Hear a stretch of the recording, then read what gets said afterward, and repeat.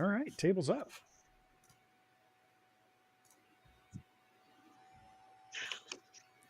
Oh, hold on. Yeah, Jamie's looking for. Okay.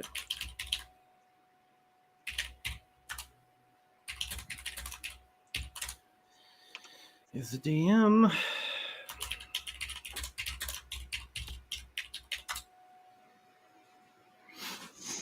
Hey, Jamie, can you hear me?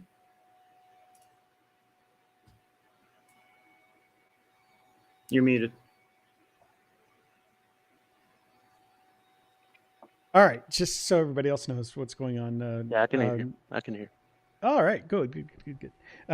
We are currently wrapping up the character creation process. We tried to get this done before start of the stream, and had a latecomer join us. So just putting the last few pieces into place here. But Chris, I can tell them about it. So what they're going to do is they're going to be Uthgardt barbarians in the savage frontier of the Forgotten Realms campaign setting, and the game is called Rite of Blades. There is a tradition called the rune meet, and there is a rune hunt, and the players are playing characters who are going to volunteer for a rune hunt.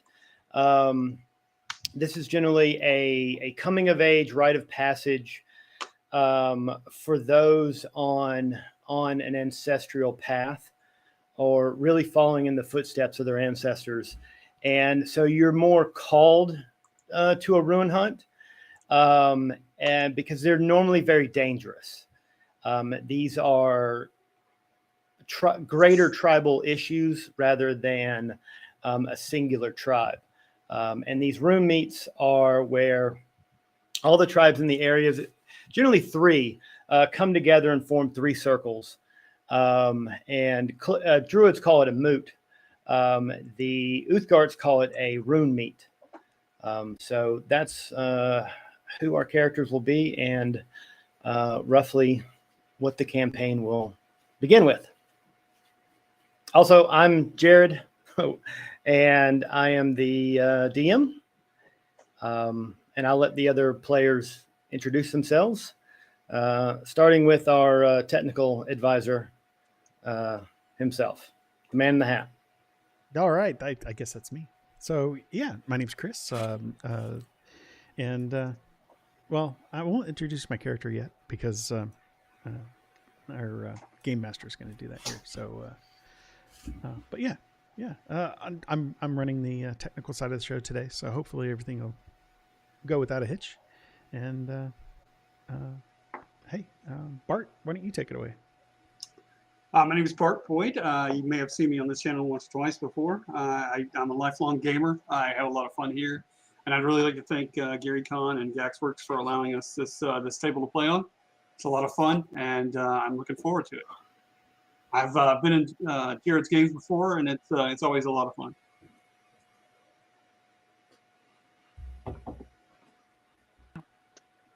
I'll go. I'm Sarah. I am probably newer to D&D compared to the rest of them, but I absolutely love playing in Jared's games. I'm Jamie. I've been playing with these guys for years and years, and I'm kind of new to the live stream gaming, so I'm trying used to it. So, but I am enjoying this. This is great. I'm gonna act like I'm an old pro at this. However, this is absolutely my first time ever. So here we go. Jamie, I know that you're still finishing up on your character. Go ahead and do that. Try to listen in. And I'm just going to start with Act 1. There's 3 acts to this. We'll try to get it all in. The first act is called Gathering Storm. This is where you guys will go to the rune meet, and we start that kind of journey of you stepping forward. Fun little game within a game is that all of the DCs for like skill checks and stuff will be a DC 11 in Act 1, DC 12 in Act 2, DC 13 in Act 3.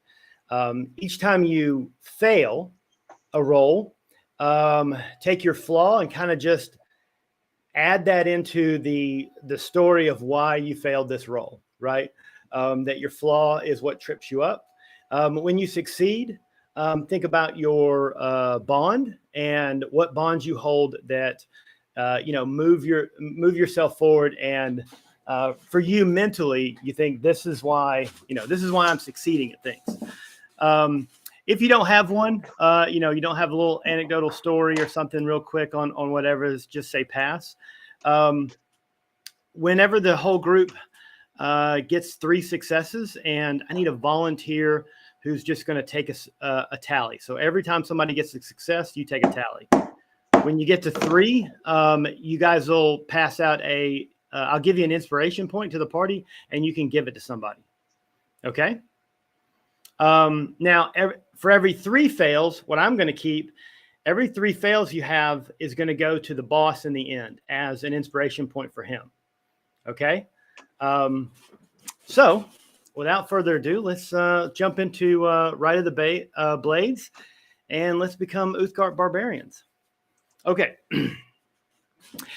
As you find yourself within the sacred embrace of Morgor's mound, the air carries an exotic scent, a blend of mysterious blossoms that cast a soft, enchanting glow despite the autumn dusk.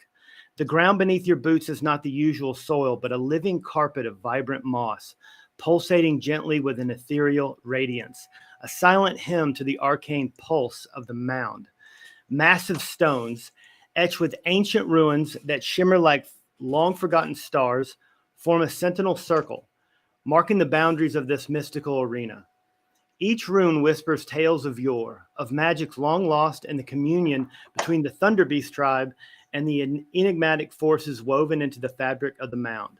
The trees, guardians of this sacred place, are not mere flora, but towering beings, their branches adorned with crystalline clusters that sway like arcane chandeliers.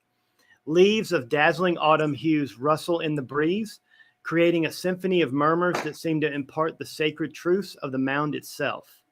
At the heart of this mystical sanctuary stands an altar, a monolith of translucent stone. Its surface tells the tale of the Thunderbeast tribe's history, mingled with arcane symbols that weave a tapestry, recounted the eternal bond between the tribe and the pulsating energies that converge here.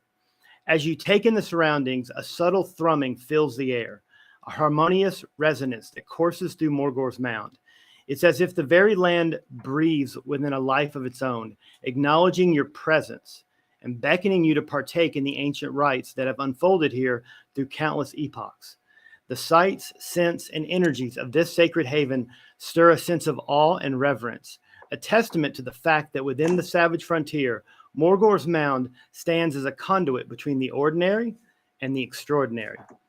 Each of you takes your place within the circle.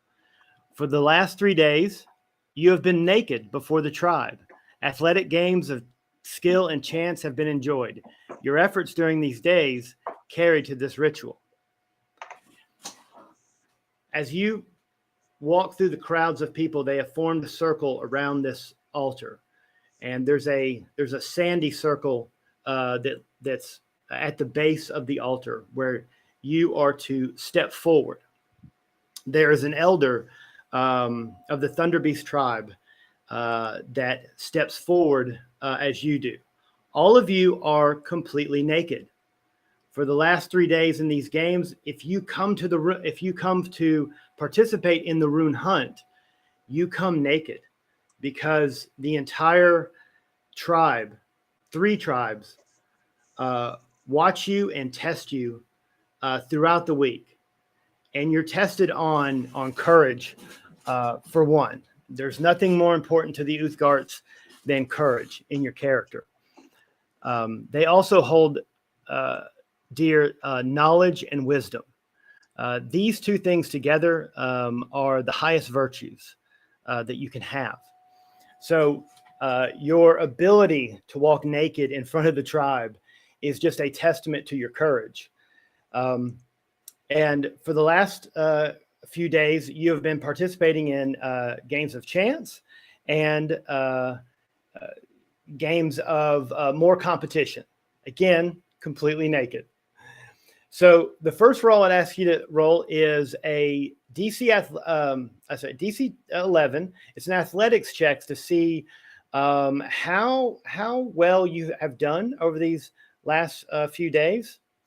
And if you succeed, tell me why. And if you fail, tell me why.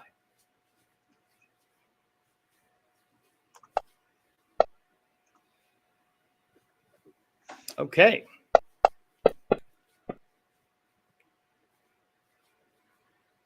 All right. 2 successes and 2 failures. Okay. Yeah. Okay, successes. Tell me who you don't tell me who you are, but tell me why you succeeded. So part of what is important to my character is maintaining the wilderness he comes from, and spends most of his time there. So he really believes in challenging himself physically so that he can maintain his lifestyle in the wilderness and also protect the wilderness. Excellent. So this was not a very challenging feat for him. Okay. Half Shadow. Well, as a tabaxi is quite dexterous, has very high dexterity, and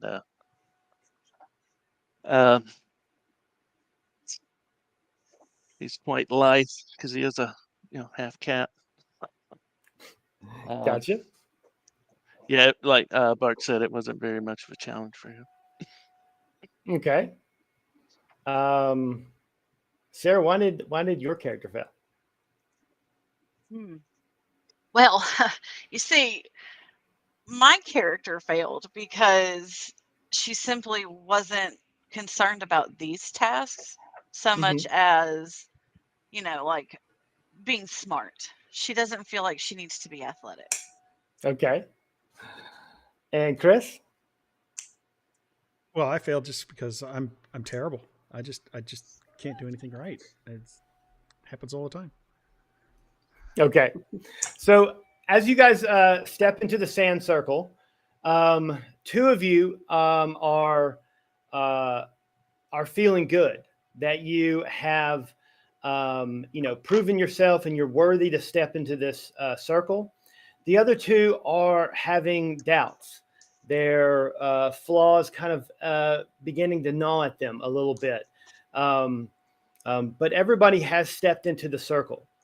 And when you step in, the elder, before you stands Eldris Gara Longtusk, a formidable lizard folk warrior. And I'll share a picture of her. I think I did that. Adorned in scales that seem to shimmer with an otherworldly luminescence, reflecting the magical energies that permeate Morgor's mound. Her long tusk, an intricate spiral of iridescent crystals, resonating with the harmonic vibrations of the enchanted ley lines crisscrossing the area.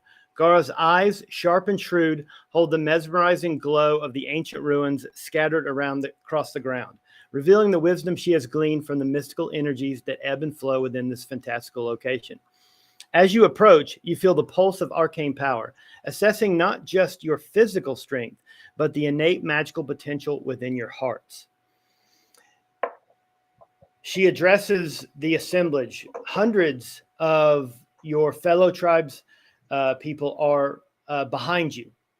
And all of them have been very encouraging and looking, hoping that you succeed in this quest. Gara addresses the entire crowd, including yourselves. Our ancestors, in this wisdom, gifted us this sacred place, a haven between worlds. Today, we face a challenge that echoes through the ages. Kargoth, seeks to sever the sacred ties we share with this land, to cast our tribes into disarray. But we, the Thunder Beast tribe, stand united against this encroaching shadow. Our bond, forged in the crucible of countless seasons, shall be not break. Let the spirits bear witness as we embark on the rune hunt, not merely for survival, but to preserve the very soul of our people. With the strength of the Thunder Beast coursing through our veins, we face this threat together, with hearts aflame and spirits unyielding. Step forward, those that feel called by their ancestors to join the rune hunt. Sarah, she looks at you first, and you can feel like the arcane, there's kind of like an arcane connection between the two of you. Mm-hmm. She asked for you to introduce yourself.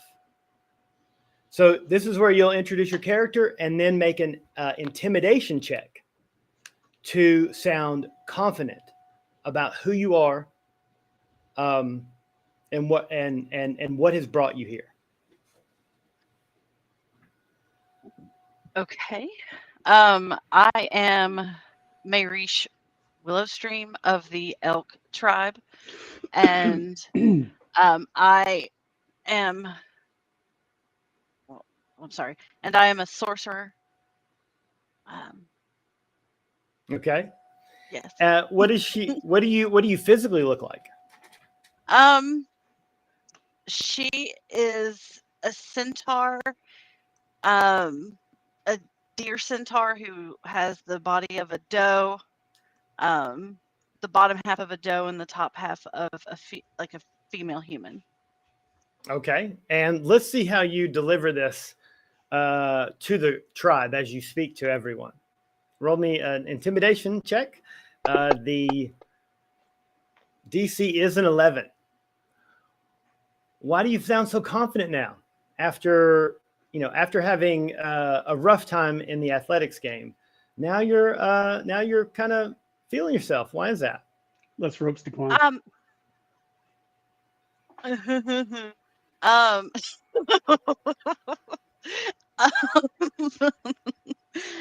I am much more confident now because I don't really care about athletics and things like that. I'm more concerned about intelligence and learning new things and showing people my strengths.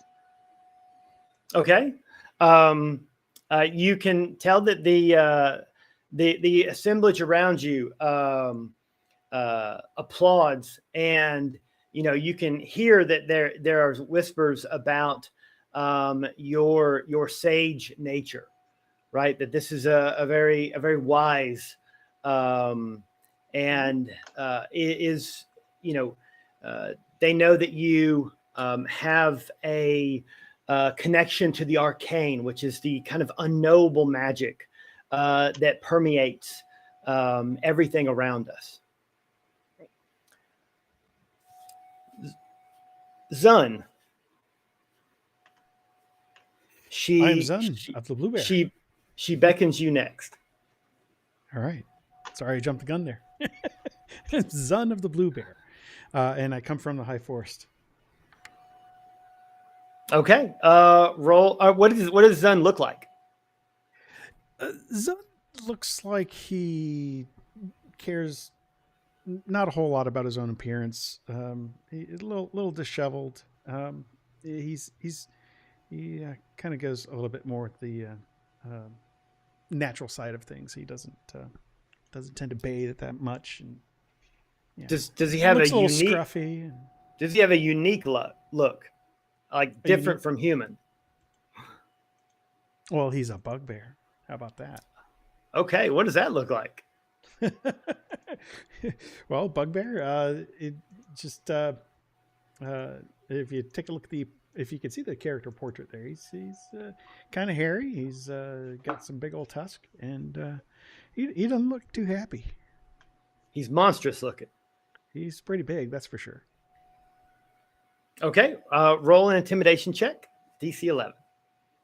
Alrighty.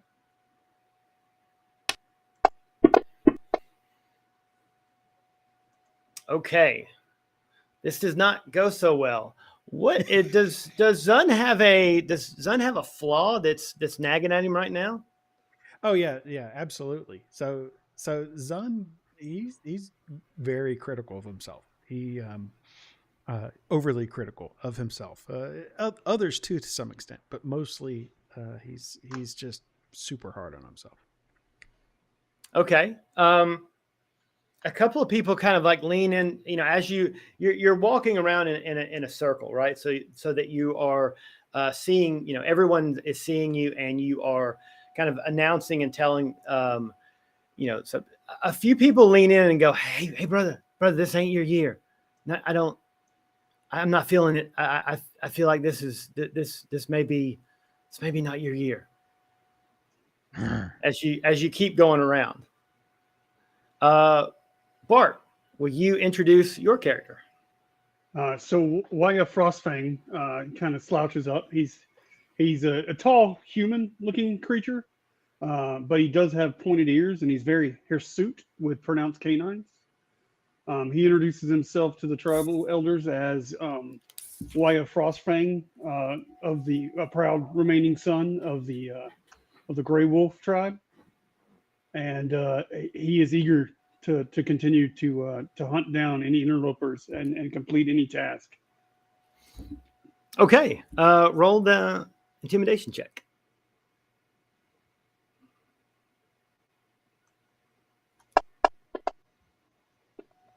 Yes. Okay, is there like a special bond that he's feeling right now? He believes that the strong should be warriors, and again, he wants to use that strength to rid any kind of possibility of danger to the pristine wilderness that he and his brothers share. Okay, you see that there is a general consensus in the crowd that that the ancestors they really feel like this is your time, right? This is your moment. This is the lifetime that it was destined that you step forward and take on the rune hunt. Jamie, introduce yourself to the crowd. All right. Half Shadow is a warrior of the Red Tiger tribe. He looks like a kind of like a Bengal tiger, Mm-hmm. a were tiger. He wears practically no armor, just some leather harnessing Okay. to hold his weapons on. All right. And he's known for his ferocity in battle, and he believes that his tribe's destiny is completely linked with his very own destinies. Okay. His performance here today is of the most high. Okay. Roll his intimidation. Where'd it go? Oh, not very. Crowd's much. not feeling it. So your form and walking around. What's a flaw that may be coming up while he walks around? Well, he probably flubbed it because he's convinced of the significance of his destiny, and he is blind of his shortcomings. So I think he maybe He has a lot of he confidence. maybe thought that his he had done enough to get his point across, but it didn't land. He has a lot of confidence, and Very much. the tribe is feeling maybe he has too much confidence, especially as a young like, as a young who's cub, this right? guy? I think he is. Yeah, just a young cub, right? Yeah. The swagger. Okay. As you walk around the pit, Eldris Gar comes down and steps forward to each one of you, and has various things hanging off of her, and she walks up to you, half shadow, and she holds out a clear bottle with a dead sprite inside of it, and she offers it to you, right? And as you put out your hands to take it, right, she holds on to it while your hands touch this. She says, "Give me one piece of knowledge." Roll a knowledge check, any knowledge check that you want. The DC is 11.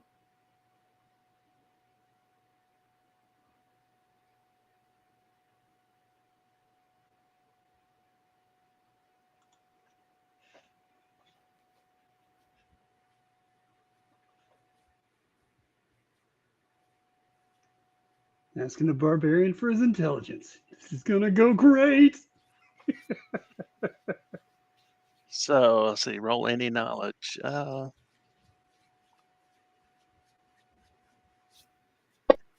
going to be good. There you go. Nailed it. It Okay. ain't bad.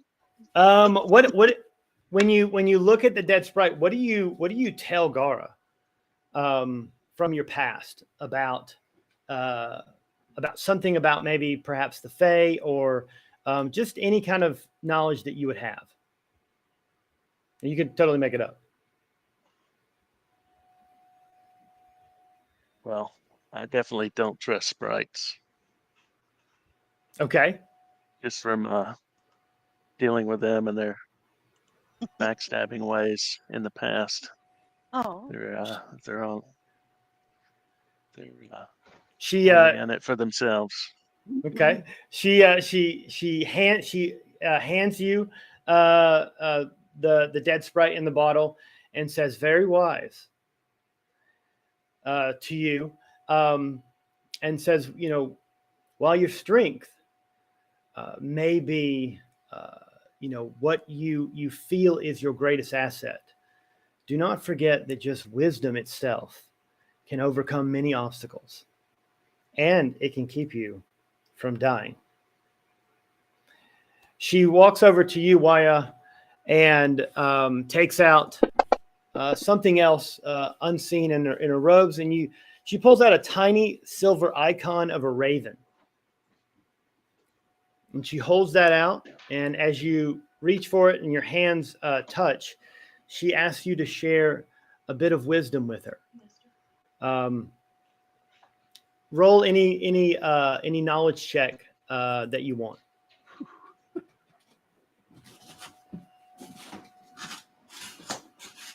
Sarah, you're on deck.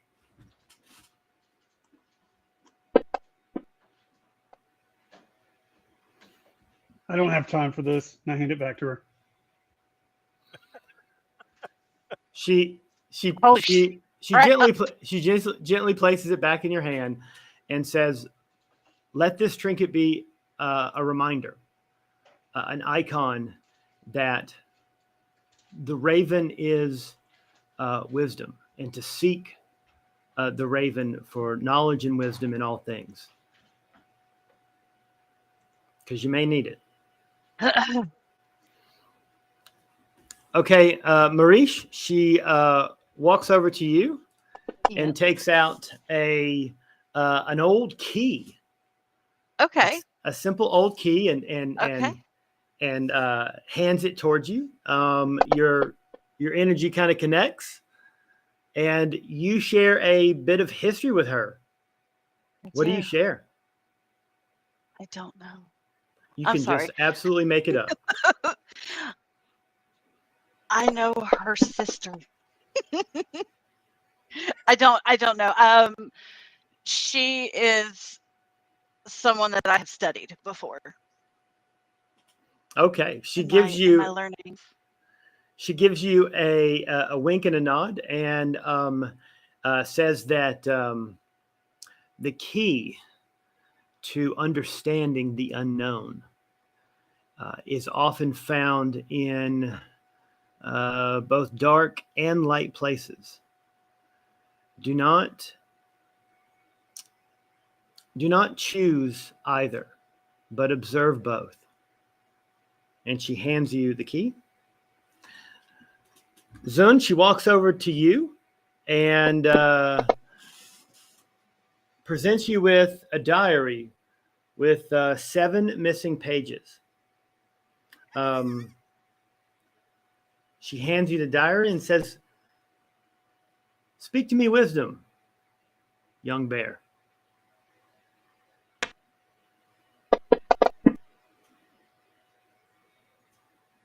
And wisdom you have. What wisdom? Well, that's insight.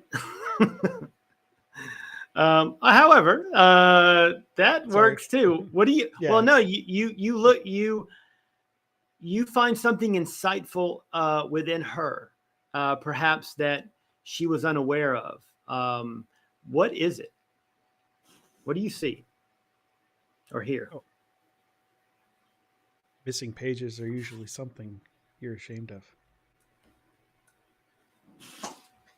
You see that she is taken a bit surprised by this, as if you know something, and you know her ridges kind of flare out, and she says, "You are very insightful, which is the key to wisdom." And she hands you the book and says, "Fill those pages with all of your insights about the world that you encounter."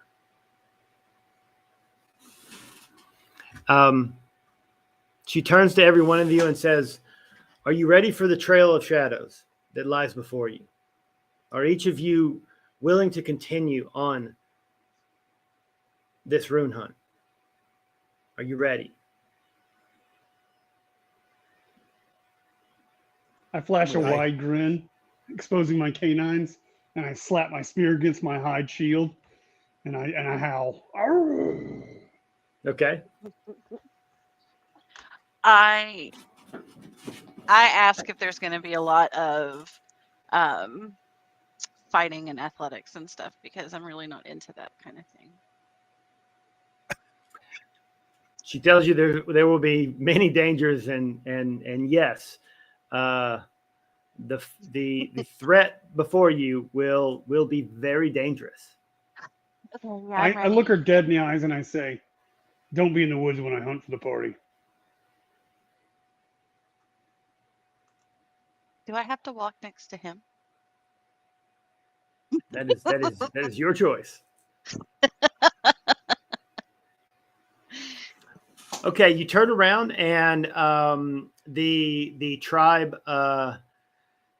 dresses you in all of your gear, right? Hands you spears, hands you backpacks, and everything you will need for your journey, along with 4 potions of healing that are in the party sheet if you want to grab one for yourself.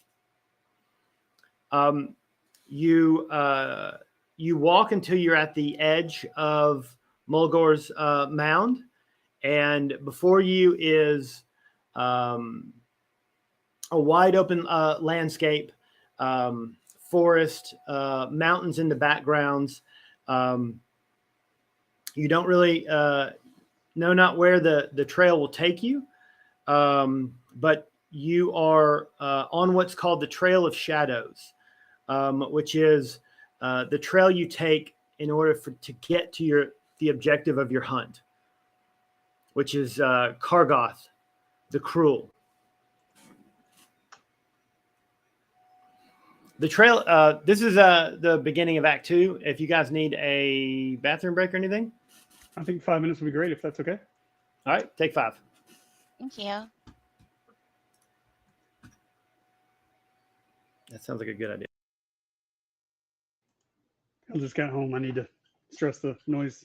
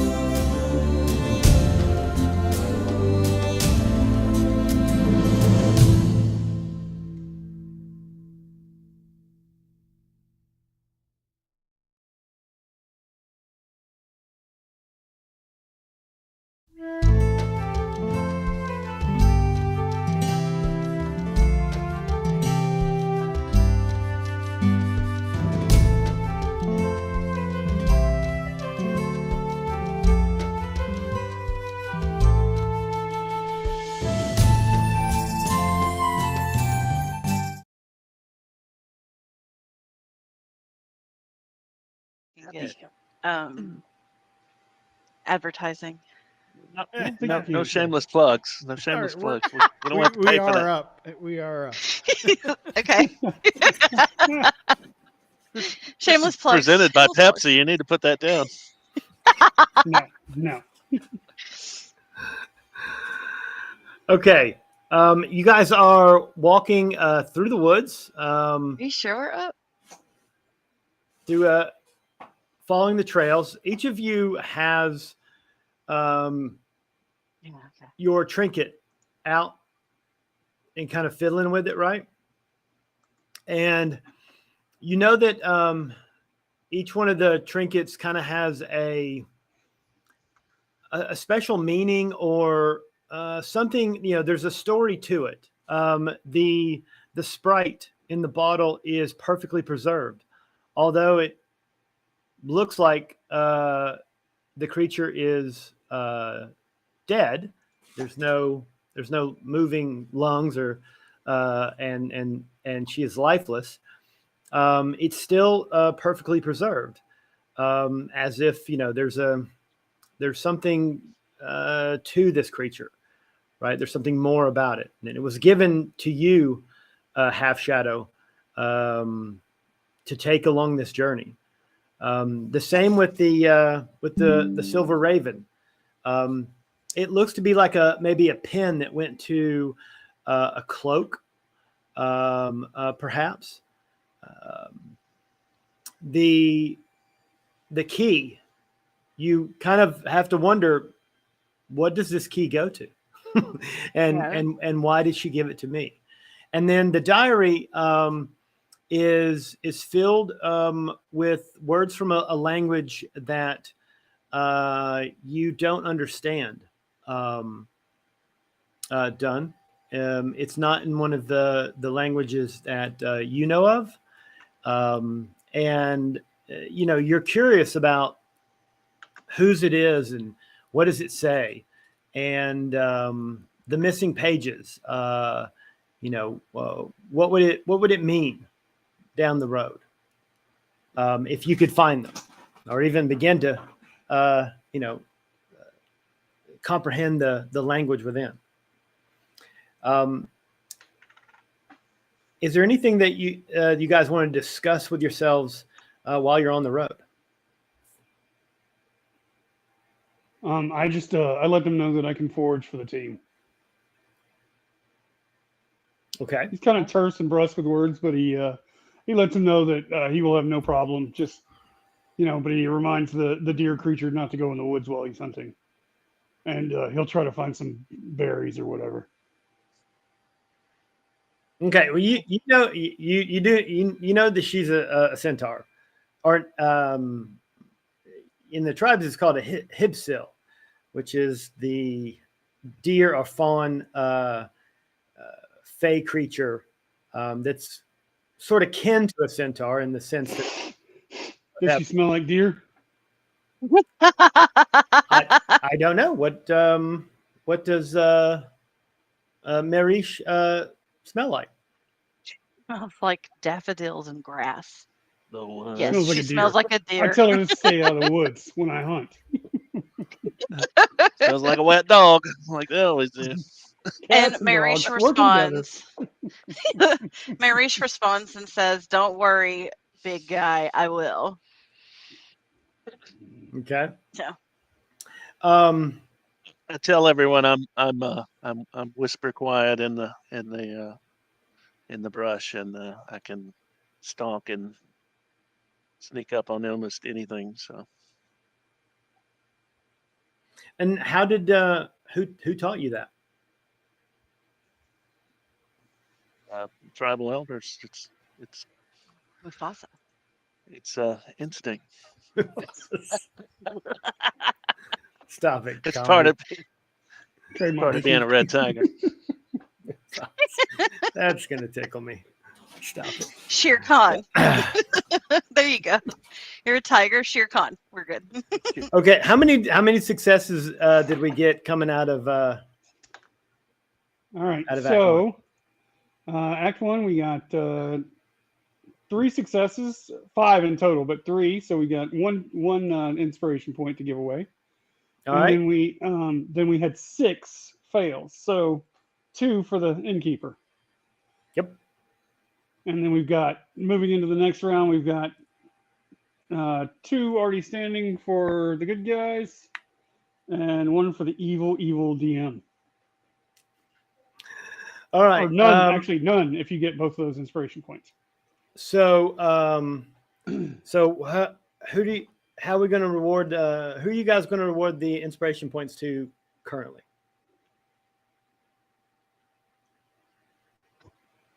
I mean, I guess it's kind of up to you guys, but I am the smart one here, so. I'm okay tossing it to her. Okay. No, she's gonna need them. Yeah, might as well. Because I Okay. mean, if it comes to wood lore and like getting along in the wilderness, the rest of us, I'm pretty sure, are gonna be okay.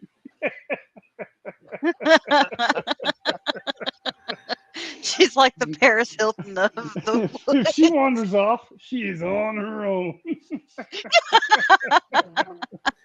Marich, you feel very inspired by this group. They lift you up, right? They yeah. they really they really celebrate your abilities. Especially I Eddie love Munster it. over there. All right. The ones are tough. The Trail of Shadows stretches ahead, revealing a crucial juncture known as the Widow's Crossroad. The air is thick with the unspoken weight of choice, and the earth beneath your boots bears the imprints of those who have faced this decision before you. 2 divergent trails unfold, both veiled in mystery.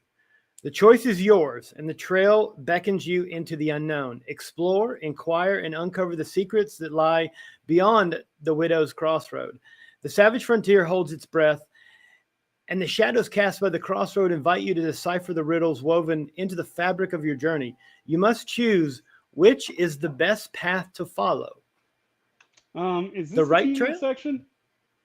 This is more like a Y, but yes, it is a T intersection.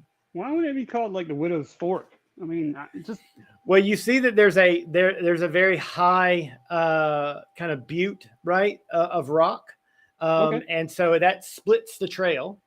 And on top of that butte, you see that there's a large eagle and an eagle nest, and the big eagle kind of looks down at you, and then flicks its head around, looking for prey. By large, do you mean like large for a regular eagle or like a giant eagle? Just a normal, just an adult normal eagle. All right. I think it'd probably be a good idea to climb up there and just kind of look down both paths and kind of get a good shot around. Do either of the other woodsmen want to join me for that one? I would love to. Okay. Yes, I'll go. Is there? Do I have to? Okay. I'm not going to ask Everybody's I'm not going to ask the centaur to climb a cliff. You do know that true. it is apparent that climbing will be not impossible, but slower and a bit more delicate for Mirage. Okay, well, I'll just stay here and like watch the stuff. Okay. Mirage, do you want to investigate either one of the trails while they are climbing? You don't have to go. I mean, you can just kind of like tool around. I don't say you have to go like a mile and a half and then come back. I'll prance around a couple of both sides, just see what's just down the road a bit. Yeah, hold my Okay. fairy while I'm Wait, I mean, when you look over the area, right? What do you specifically think? Are you thinking about? Are you trying to use your intuition, or are you trying to use your knowledge of the woodlands and these trails to answer questions? I'm gonna try and use my knowledge, my nature knowledge. Because Okay. I'm really smart. Okay. Do you look down the left trail or the right trail? Well, I Both want to of do them are, both, but both of them are different. right. Like So I it want to just. do both, Mhm. but I want to go to the right first. Okay. So we're gonna go right. All right. Roll a knowledge nature check to. Okay. You notice, as you walk down the right trail just a little bit, and kind of like take in, you're really looking at the flora and fauna, because both sides seem to be different, and you notice that the air sparkles with enchanting energy, and iridescent flowers bloom along the path, casting a soft glow that flickers like the lights of mischievous spirits. Elusive laughter, the echoing chorus of fey creatures, whispers through the thicket, revealing the capricious nature of fey presence. You can see that, throughout this thicket, that you can see that perhaps there is fey presence within that trail. The trail just kind of like meanders until it disappears into the thicket. All right, the three gentlemen who are climbing the butte, each one of you give me a athletics check to climb. The DC is a 12.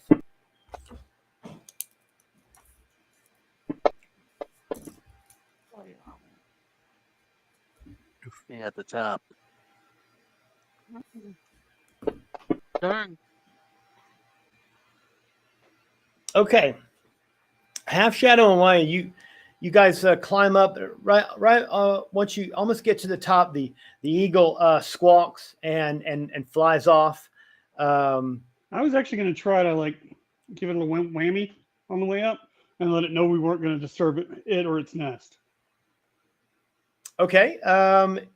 You can try a animal handling check, but disadvantage.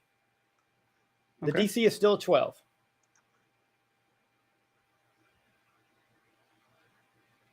Come on, big money. Nailed it. Oh yeah. Okay. Woo-hoo! The eagle swoops around a couple of times, and then sensing that you don't mean it any harm, comes back down and lights on its nest. You can tell that it's being protective of the nest, and most likely this indicates that perhaps they are sitting on some eggs. But while they're cautious of you, they have felt like you're not a predator and that you're not a danger to the eggs. And they sit down and kind of just look at you, but neither one of them takes their eye off of you, and both of you smell like a predator. Dunn, you are unsuccessfully at the bottom of this butte, having a hard time finding purchase or handholds. Do you want to continue to make an attempt to try to climb, or do you want to say forget it and wander around the trails with Marich? Yeah, I think I'm gonna have to say forget it. It's just I tried, but obviously I can't do it. It's hard to get bugbears are big creatures. It's hard to get the center of mass close to the rock for the rock climbing. It's brutal. Not as bad as a centaur, but I mean, Yeah. I guess it's okay. You can come walk with me. Do you want to go? Would you like to go walk with Marich? Absolutely. Okay. Is there anything that interests you about the left or right hand path? I'm just looking for signs to see which path has been traveled most recently. Okay. Make a survival check. The DC is a 12.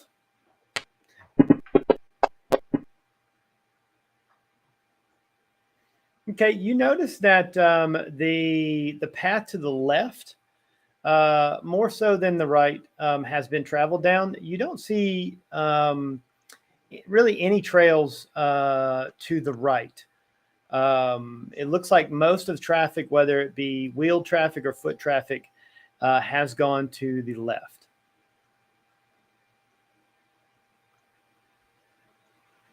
Indicating that, to the left, there's more either settlements or communities. Right. The two on top of the butte, you guys are looking out. Do you want to look at the left or the right? Or both? Which one wants to look at whatever?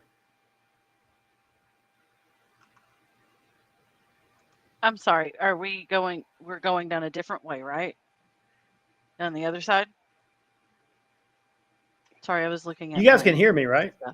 Yes, I'm sorry. I was looking at my thing and focused on my character sheet. I totally was trying to read some stuff on her. The two guys up on the Okay. cliff. Where do you guys want to look? What do you want to do now that you're up there? First, I'll check out the direction they're going. Well, first, actually, hold up. Very first thing I want to do is any feathers that aren't inside the nest, like decent long eagle feathers, I want to collect and then just kind of hold in my chest out of respect to the bird and give a slight bow. And then I look to where they're already investigating to see if I can see anything down that path. Okay. Just make a perception check. Gotcha. DC 12.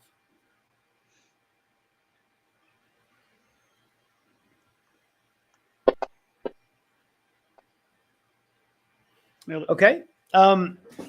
You do see kind of a large thicket canopy. There are a lot of iridescent flowers that you can see. There's definitely a soft glow. You feel as though that section of the forest is close to the Feywild. Okay, so it's well kept and natural. It seems natural to me, is what you're saying. Yes. From what you would know is that it's not the Feywild, but when Feywild creatures like Marich, who, when she walks around, oftentimes there is flowers that bloom, colors that kind of brighten or change, little whimsical lights, kind of maybe go off. So you do know that, from what you can see, the thicket is pretty big. And when a Fey enters an area, they kind of set up a domain that's theirs, especially if they have no other competition. The longer they stay there, the more an area like this thicket would begin to exude Fey-like qualities. Okay. Half Shadow, what do you want to do? You up here? You can. Go ahead. Go ahead. You can just, you can kind of see for long distances and stuff. Both of these trails though end in large kind of forests. I wanted to look down and can I find our companions on the ground? Yeah, you can see them. Can I tell which way they're heading? I just want to look. They were walking down that right trail. I mean, they're going maybe 10 feet down it, and just looking from it from the ground floor, and you can see that Waya is also looking over that kind of large thicket. Just wanted to look out and see if I could see anything, down their path, if they're going to run into something they can't see, since I have a better vantage. You don't see anything, no one has seen anything dangerous around you in your immediate surrounds. You can see that the trail does split. It goes in opposite directions. into these kind of large woodlands, and then beyond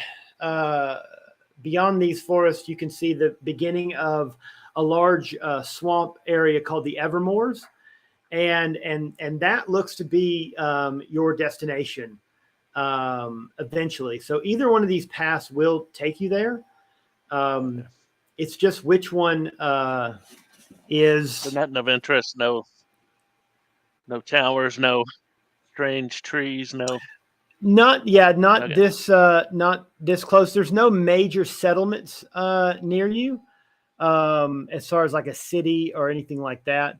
You guys are definitely in the wilds of the savage frontier. There are places around, that populations do live, but nothing within eyesight of this, 30-foot up butte. Okay. All right. Into the brambles. Okay. Did anybody want to even look at the left? Oh yeah, before I climb down, I want to take a look. Okay. Roll a perception check, DC 12.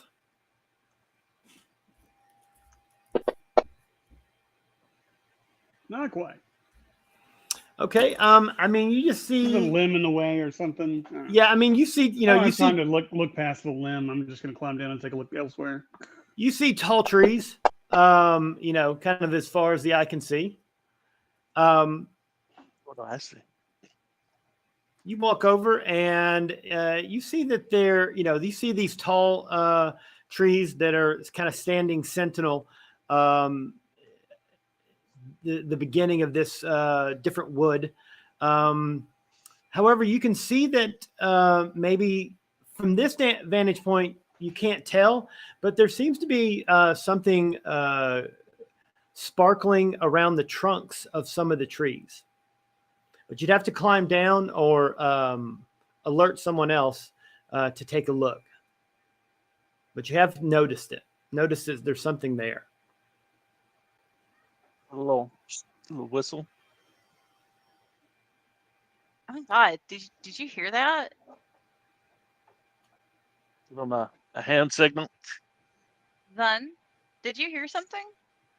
In the trees. Maybe If, somebody if- whistling. Since I've already looked both ways, I'll go ahead and start climbing down.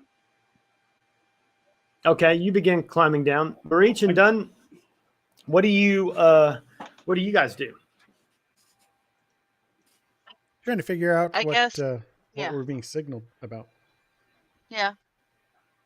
Okay. We realized finally that it is Half Shadow. So we see Half Shadow waving at us and, trying Motion to to get the our trees. attention. And we look over at the trees, and what do we see? All right. Give me a check for trees. Is that a nature check, If you want it to be. or do you want Certainly it a to be an tree. investigation? It's whichever one you want it to be.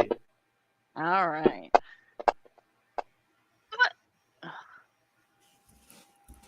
Okay. You guys look over at the trees and you don't see anything. You just see tall trees, standing sentinel. I have no idea what Half Shadow's talking about. Yeah. Yeah. I You just see him kind of point at trees, and you look over there and you're like, "Yep." Yeah, they're Yeah. trees. so I look I'm at coming down. Coming down. Okay. I look over at Half Shadow as he starts climbing down, and I see the Tarzan man climbing down as well, and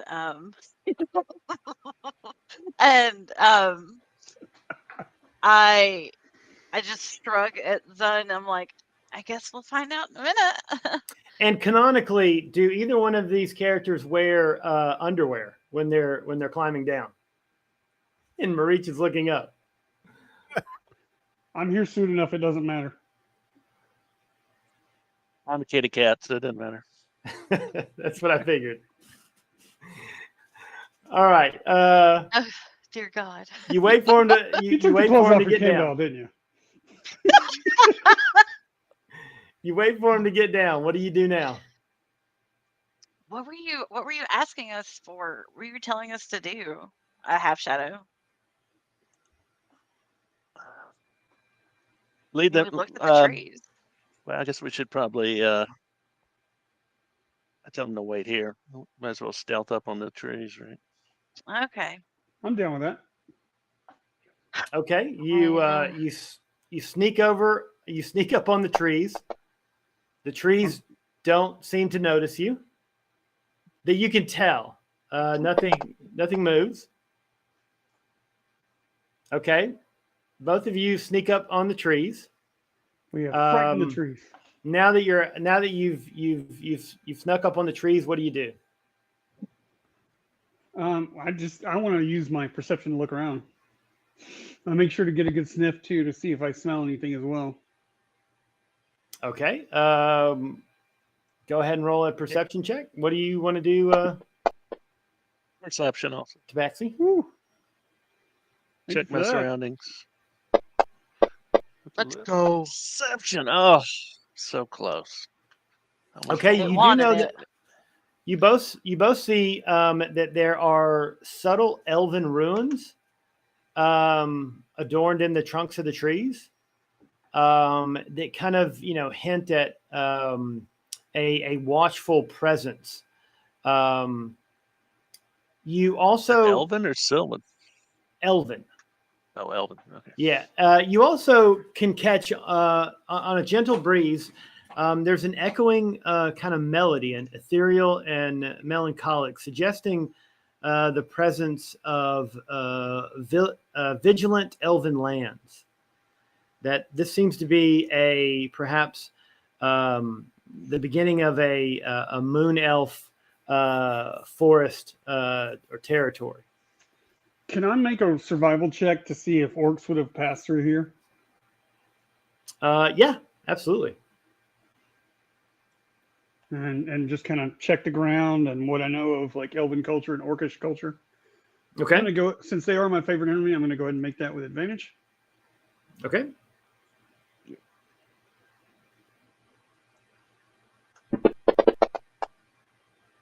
Nailed it. Oh, nice.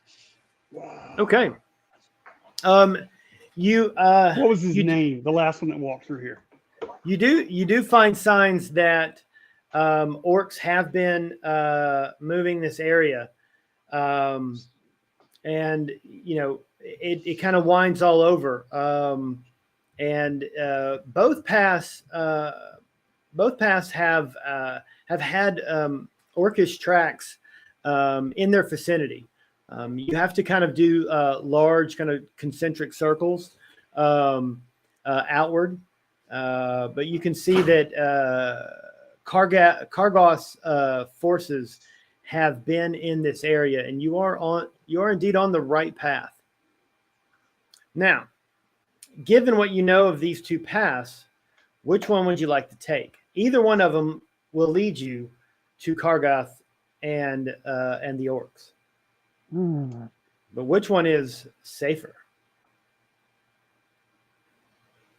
Or which one is more dangerous, depending on what you're looking for?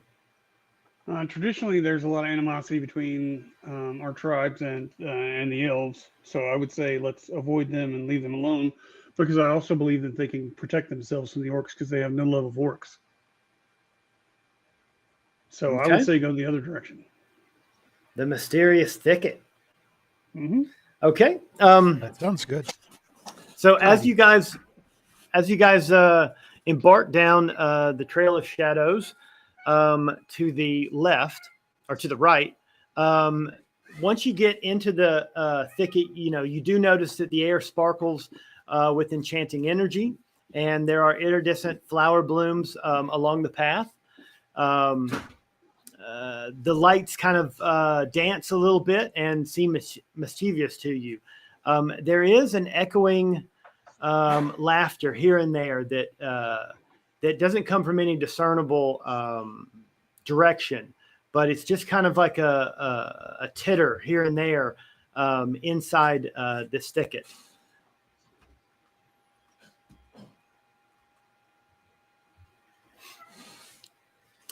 As you continue forth, the thicket unfolds into a kind of a whimsy and an enchanted land. There are frogs and animals and different different vegetation, and you notice that a flower will get out of your way as you pass by, almost like it reflexively doesn't want to be hit by your boot. The forest seems to kind of come alive. You even spot like a frog that kind of hops onto the trunks of a tree, and you swear that it gives you like a little wave and then hops away. There's also a soft melody, as if the very thicket itself begins to sing, and there's a humming in the background. How would you describe your pace going into the thicket? Are you going slow and very cautious? Are you walking just kind of normally, or are you in a hurry trying to get to I would say slow and Targon? cautious, because I'm trying to remain stealthy, as is my nature, and I'm also trying to look for sign at the same time. Okay. Having spent a lot of time in the wilds, is there anything that rings a bell about any of this behavior that we're seeing? Good question. Roll your knowledge nature. Already.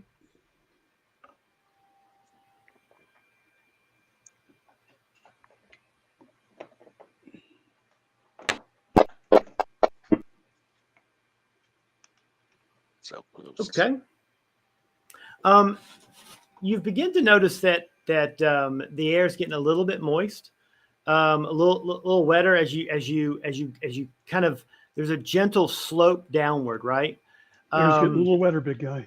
And you can kind of see at the higher terrain that there's water beginning to trickle into this area that you seem to be walking down, and you kind of you start to listen to that melody and the singing, and you believe that you hear, you believe that it's a dryad, one of the more elusive, not often encountered fae, and because you guys are going really slow and stuff,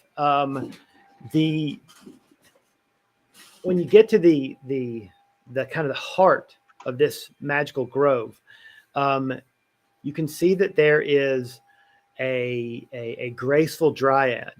You notice her engaged in a graceful dance with like luminescent butterflies. Captivated by the beauty of her surroundings, the dryad is momentarily unaware of you. And you guys are all kind of like at the edge of her, the heart of her domain. And not that one. And I have a map. At least I did. Hold on. I had a map. I forgot to save one thing to my. Now I have to remember what I called it. Well, while you're doing that, quick question. Yes. So the raven, the silver raven, is it actually set up as a brooch pin? Does Yes. it have a pin to it? All right, I want to pin those. I figure I probably have like hides and stuff hanging off my leather armor, anyways. So and it's pretty rough stitch. But I want to put some of the eagle feathers, for bravery, on my chest and pin it there with the silver raven. Okay. Print it through the leather of my armor, through the hollow quills of the feathers. I like that. I know I'm awesome. And I'd like to take a peek at my my little sprite. in the bottle. Just a little. Okay. She's still lifeless. Okay. Right. Little. You do notice though when you take her out that there are a few tiny sprinkling lights that begin to kind of like dance and poke at the glass as if they're interested in what's inside. I do believe in fairies. Well, when you got one in your hand, you better.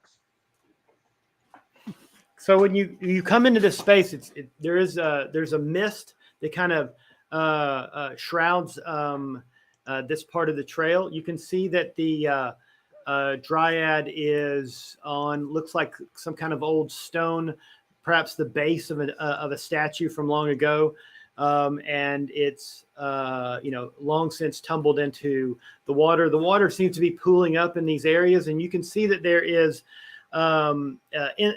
swarms of insects that kind of dance around her as well, especially over the water.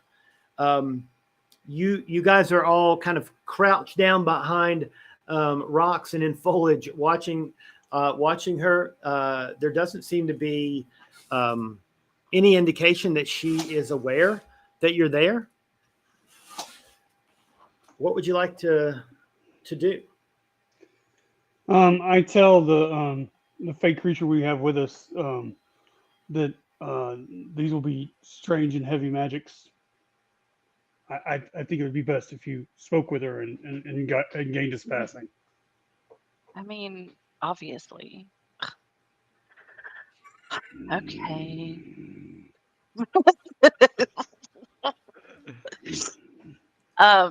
Clearly we want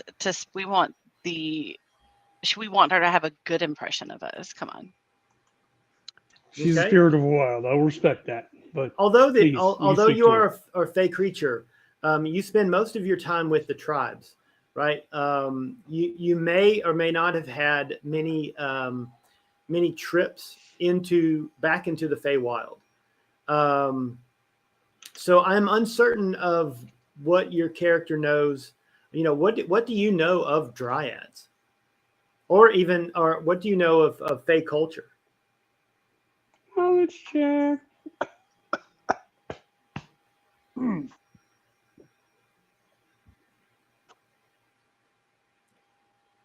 Yes. You're muted. I know a lot about it. The DC is 12. You tell. Okay.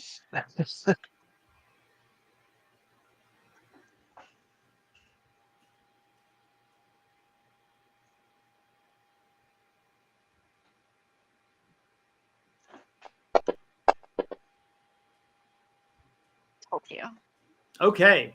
Now you know that dryads are generally, and all Fae have a rule of hospitality, and if you sneak up on her, right?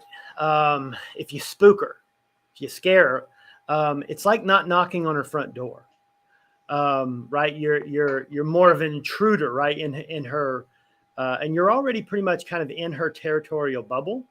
And this is a bubble that you always have as well, but it doesn't extend very far. It extends as far as you can reach. But you can see that her bubble, extends at least up until you're at kind of like the threshold of her territory.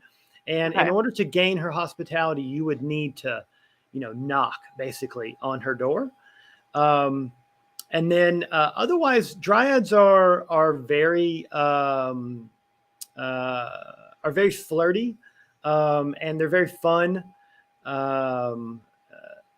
creatures if they're friendly towards you. They can also be very Not very friendly. finicky, very unfriendly, downright hostile.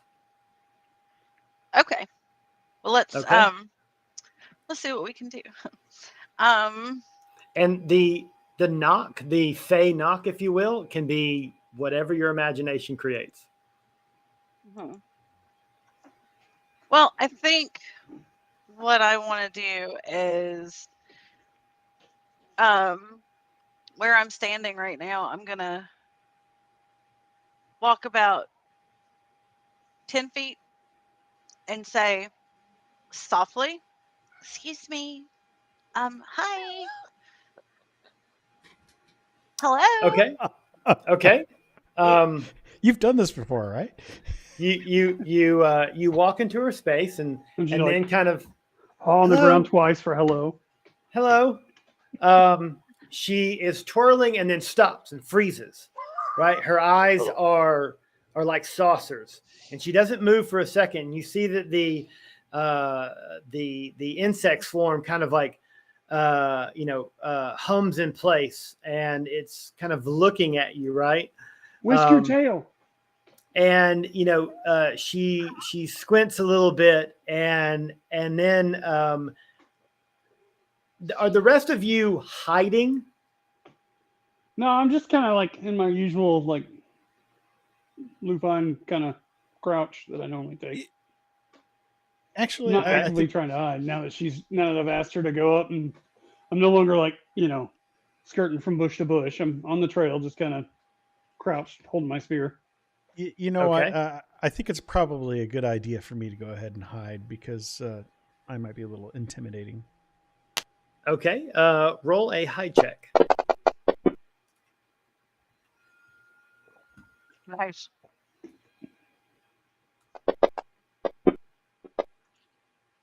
Oh.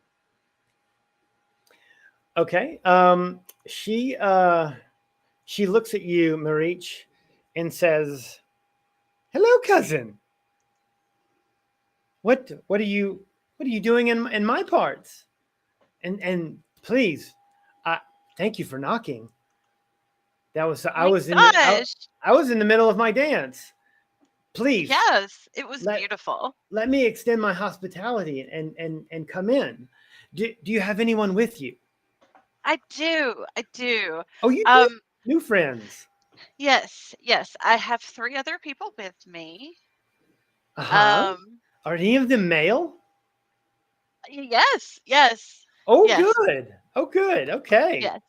It's that kind of So, party. yeah. mm, So much for my Yes, hiding. Well, no, you're still hidden. She, yes. you're behind a rock. Yeah, she But only has to. I said 3 men with me, but it's fine.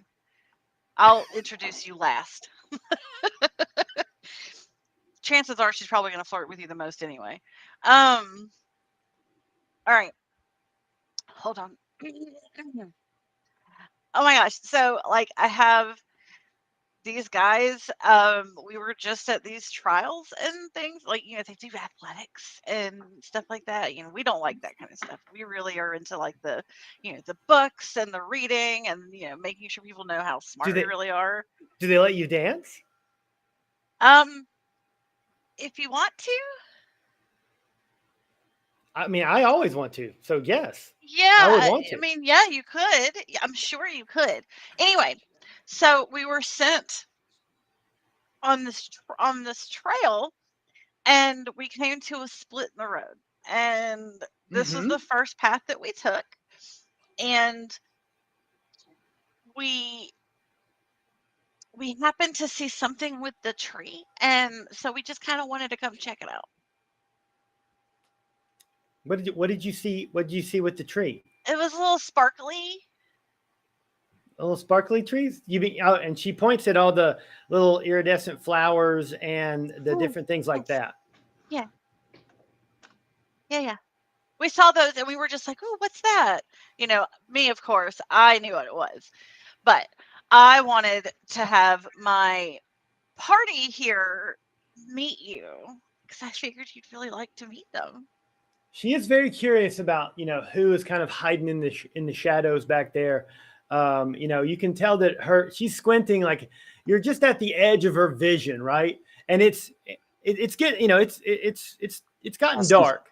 Okay. It's after dusk, right? And so Yeah. she is kind of like looking around, and there's a small amount of light from the butterflies and some of the flora. But Okay. not a lot. It's very dim and it's misty. Um, Okay. And she looks and can I see the guests? Sure. May I approach? Please, yes. Okay. Okay. So I would like to introduce you to Half Shadow. He's a really cool Forest guy. Lord. I slapped my paw on my chest. Okay, her eyes get big, and she's like, Give her a "Okay, little does bow. it?" She kind of, she's like, "Does it? Do you let it go inside? Is it an indoor? Is it an indoor or an outdoor?" He smells really funny, so he's probably just an outdoor. I mean, this is my space. This is my I know. potpourri. I know. But he typically smells really funny, so I'm pretty sure that he stays outside most of the time. He sprays. Okay, well, We don't need that. he is free to just run about the thicket all he wants, but maybe he'll need to stamp his feet or something when he comes into my space. You heard Okay. that, Half Shadow? Don't screw this up. There's a some mossy area over here. He could, looks like, lay down. I don't have a box for him to go in. That's okay. That's okay. He should be okay right now. Okay. He just went. What other friends? What other And friends? then I have Pets? What do you? Then I have Waya. Okay. Hold on. What is it? Waya Frostfang. Uh-huh. Oh, look at him. He's so cute. She runs over and starts to scratch the side of your neck. He's a good boy. Who is a good boy? If it feels good, I let her continue. Yeah, I mean, Doesn't do that to the cat. it feels great. Apparently, she's not a cat person. You either are. Or you now aren't. now Sorry. she's scratching his. Now is he housebroken? I don't think so. I mean, Yes, but I just okay. answer myself and I say yes. But please, she before points the around, outdoors. right, and you see various rocks, outcroppings, and stuff like that. Like, I just, can you keep him off the furniture? Yes, absolutely. Yeah, he's a Okay, little wonderful. huge and a little smelly too. So Okay, we can let and him stay outside too. she scratches you more times. And if you need to go to potty, there's all the woods out there. Okay, just go out there. All right. Okay, and then Who's a good my boy? my favorite. I bury my scat. My favorite new friend is Zun. He's a little shy. But I think you're gonna I like see him. him hiding there behind Yeah, the rocks. he's a little shy, but he's really, really nice. Zun, He, you can come out. Zun, come on. Slowly, but come on. son, what you do?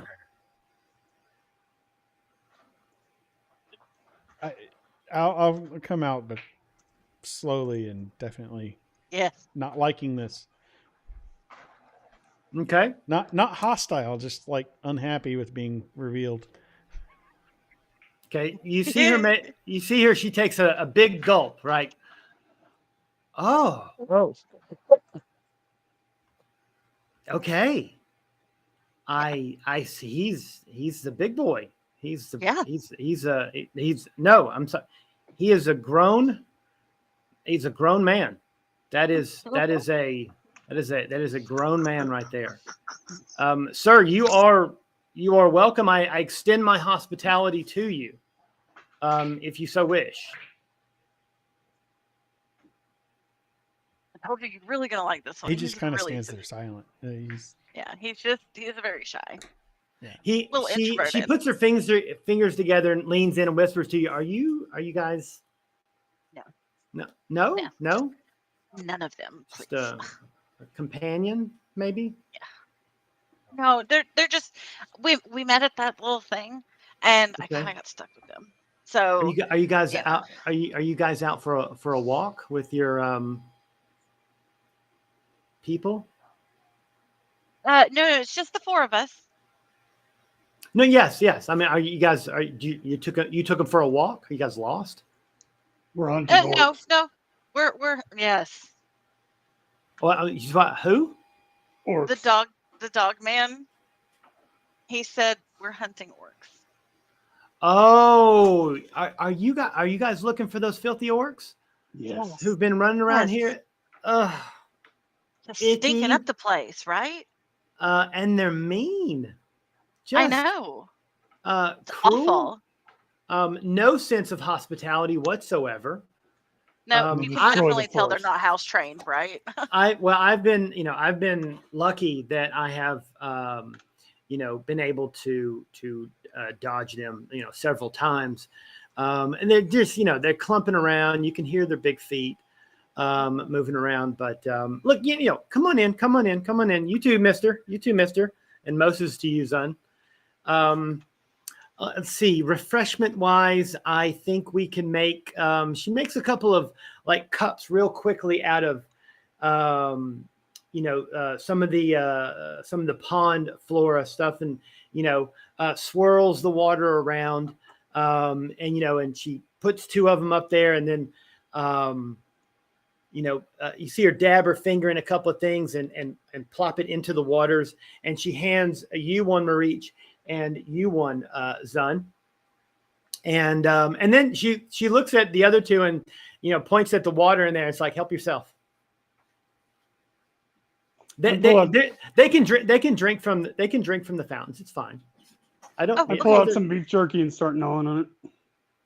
Oh, good. He has some snacks. That's good. Okay. Yeah, yes, we made sure. I offer some to the tabaxi. Well, come on over here and let's sit down. Like You a two, little- let's sit down and get to know each other. Yeah, come on, guys. Come on, let's go sit down. Okay, not on the furniture, okay, though? I No, just crouch like I normally do. I take a sip of water and sit down. I do take well, a second to look around and see if there are any other footprints besides hers nearby. when Half Shadow sits down, I start petting him on the head. Like a good kitty. Okay.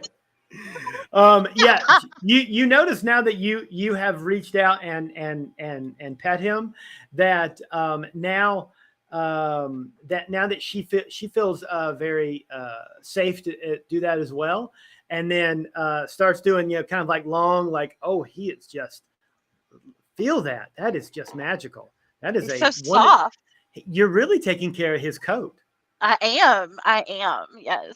Now is that you or is that him? And you see her lick her hand, like a big lick, like, is that him or is that you?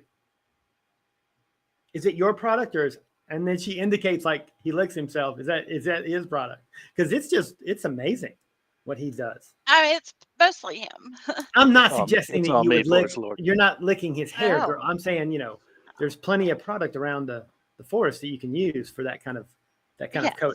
You can see that I like to use it, and you see that she has like viney Yes. like hair, and this is a picture of what she looks like. Oh, your hair is luscious. Oh my gosh. Wild what onions. you use? Interesting You choice. can Is just she on the see that catwalk?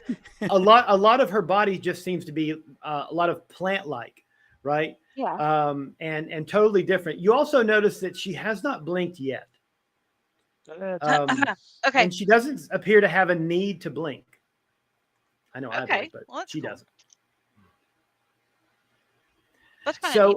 So you're out looking for orcs. Yes. Just looking. I mean, they do come through here all the time. And she indicates kind of like the sort of the way you were going. Over there's that big swamp. I don't know what they call it. Okay. And she looks at you, Zun. Do you know what the big swamp is over there? Do I know think what the that's big what- swamp's called? I hear them over there. They're chanting and ranting and raving all the time. You can just hear it. It kind of catches the wind every once in a while. It's really intrusive. All times of the day. Well, oh no, he's not an orc. He's not associated with orcs, and he's actually he's not even dirty. He's just shy. Oh, I know, honey. He's a bugbear. Yeah. No. Yeah. Yeah. He's, I have, He's a little messy. we have them everywhere in the Feywild. They're just Yes. scattered around. They're nice. a little They're, dirty. good people.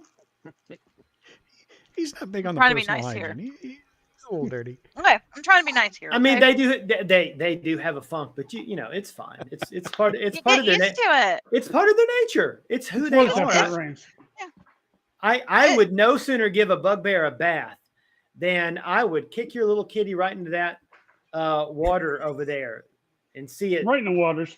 just embarrass itself. You get a little, We could- you put a little sprinkle of water on it and watch him just go crazy. She actually like dips her hands in the cup and flicks some water onto you.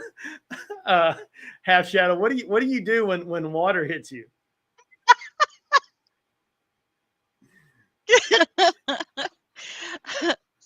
Do you think? Look at he's so well behaved. I know He's a good kitty. he's Yes, a he is. good boy. I wish. Yes, he Now I see is. that the other one has treats. Do we have any treats for the kitty? Oh, they're sharing. Okay. The dog Well- guy. Yeah, he's sharing with the kitty cat. Okay. She grabs you by your whiskers. Half Shadow is like, "Do you want a treat too?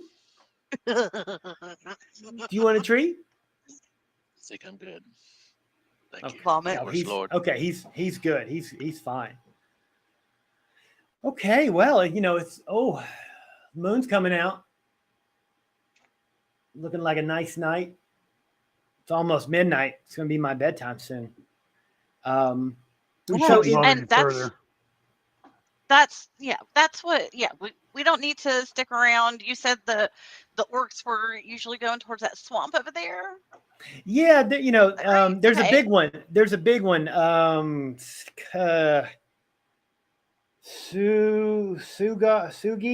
Sugoth, Okay. Sargeras, Sagittarius. I don't know. Starts with an S, I think. Has a goth in it. Anyway, big one, real big one. Some Okay. others were following him around. He seemed real testy. Just Okay. testy. Had a temper on him. Kind of a Okay. angry drinker. Oh no. Had a bunch of his buddies around him. They couldn't get enough of him. Thought he was awesome. Had another guy with him. Strange fellow, another orc. But this one had a bad fever or something. Just had a whole head of flame. You know what I'm saying? He seemed to be like he was on fire a lot. Literal fire? This orc is on fire. I mean, they tore through here. I don't know. Oh, I mean, a couple moons ago. You ain't far behind them. Okay. Look like a dangerous lot, though. Okay. I'd steer clear of them. Well, we will, for the most part. But I really want to say thank you for letting us, come and share a little time with you. It was great to see somebody that, from the homeland. Absolutely. And you see that she's looking very expectantly, like there's something that is supposed to happen right now. I tell her she smells good and gives her one of the eagle feathers. I give her one of the eagle feathers. Okay, she touches it, and is like, an eagle feather. Okay. What do you have a memory or a thought with this? It was a proud creature protecting its young. Oh, okay. And you see her smell it and she's like, oh yeah, okay, I do get a whiff of that. Oh yeah. Mama Eagle watching over. This is a wonderful gift. And you see that she puts it kind of on display on one of the more prominent rocks that's over her couch furniture. And she says, you guys have been wonderful guests. I wish I could do more for you. I really do. No, honey, you did please, so much. Feel free to have all the water you want. I think I got some good blueberries somewhere. If you guys, if you want to take some for the road. That would be great. Okay, and you see her kind of Blueberries are walk tasty. I'll take some blueberries. around, and she comes back with a handful of berries. There's about 7 of them. I asked And her if she'd like some dried meat in return for some of the berries. No, what I love, you know what I love? I love water and sunshine. Put them together. Oh, like a little, you give me that light spring rain, just drizzles right on your Misty face. rain. And then it goes away, and that Yes. sun comes out. You get full bloom. Heaven. Full bloom. Yes. Yes. It's Yeah. wonderful. I'm not really into meat though. That's okay. Not a meat eater at all. Yeah. Me neither.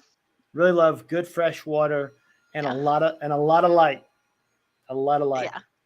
Same. I can't have a lot of darkness. Okay, she spills out like a bunch of berries and everybody's outstretched hand, and and she's like, "Here you go." Thank all you of so these much.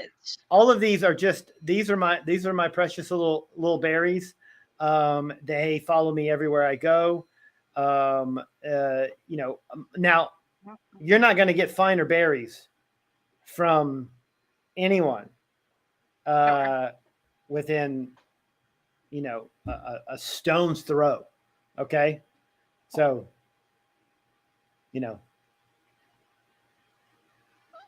she's No, looking. She looks at you like she's expecting something. Thank you Yes. for your hospitality. Thank you for your hospitality. Would you like to, would you like to chat with one of my guys? What do you mean chat with one of your guys? Would you like to chat with one of the guys? Just kind of hang out for a bit. No. Just do a nature roll. Okay, just checking. What is she, her job? I hand her one of for some of the berries in return. I hand her like dry rations, some dry tack, like dried bread and nuts and berries for some of the fresh berries she has.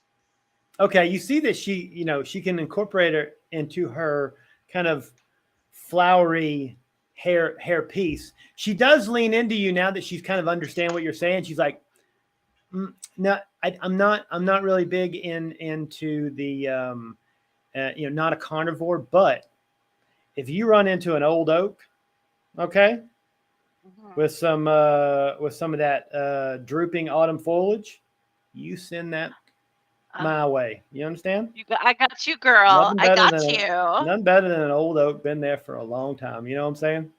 As long as I don't hurt the proud tree. I feel you, girl. As you can see, my thicket has no oaks. That's a shame. You want a cutting? You want a sapling cutting? Understood. It really is. Well, it's almost that hour. I'm gonna have to bid y'all adieu. Okay, thank you, no problem. Thank you for passing through, and good luck on your little hunting expedition here. Thank you. Thank you so much. You're welcome. Okay, guys, let's go. She needs to go to bed. All right. You do notice that and pass through when the moon gets high, the whole thicket seems to just kind of die down to a very dull darkness, and it gets very, very quiet. And you assume that just as the moon hit its zenith, she went to sleep. And you kind of creep out of this area. Okay. And you continue traveling throughout the night. And just before daybreak, just before the sun comes up, you enter into the Evermore regions, and you see you see that there's a swamp begins here, and there's a lot of sign of these passing orcs. You see that there are several trophies, kind of poles with various things like bones and skulls that seem to kind of mark this Kargos territory. So that's the end of Act 2. We'll begin Act 3 here in a minute. Why don't we take 5? Everybody grab a drink and use the restroom. Okay? All right. Sounds thanks. good. Thank All you. right, we come back for Okay, the final act. Excellent. Thank you. Woohoo!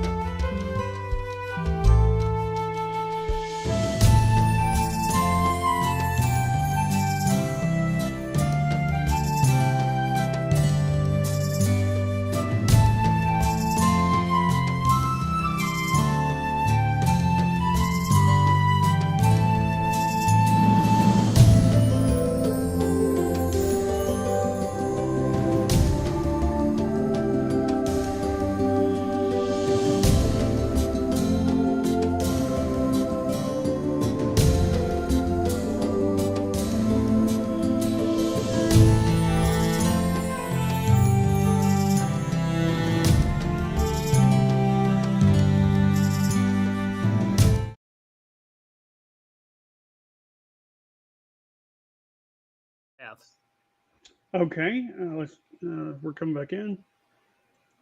So the last count, we had 12 successes during the last session, or during the last chapter. So we have 4 more. So I say we each get 1, and we have 1 spare to give to somebody else. Okay. I mean, Or I actually, no, if we guess each get someone 1, else then have she has 2. So that works. I mean, that's fine with me if it's okay with everybody else. Sure. And Yep. the house got 4 fails out of that one. So the house has 1 more and 1 standing out. Okay. So Kargoth will have 3 basically inspiration points. Everybody else will have 1 except for Marichi Dobut. Marish. Yeah, Marichi Dobut will get 2 inspiration points. Okay. All right. So, are we ready to go? Absolutely. Oh, We born know you. ready. Oh my Here God, we let's go. As the dawn's muted light seeps through the twisted branches of the evermoors, you cautiously approach the heart of the swamp, drawn by an unsettling energy that clings to the air like a shroud. A natural rock formation emerges from the murky waters, an altar of primal malevolence, and upon it is tethered a wormling, black dragon, its anguish cries reverberating through the somber swamp. Before the altar, Kargath the Cruel stands, an ominous silhouette against the gathering dawn. His eyes, cold and unyielding, are fixed upon the dragon, his every gesture a dark symphony of profane intent.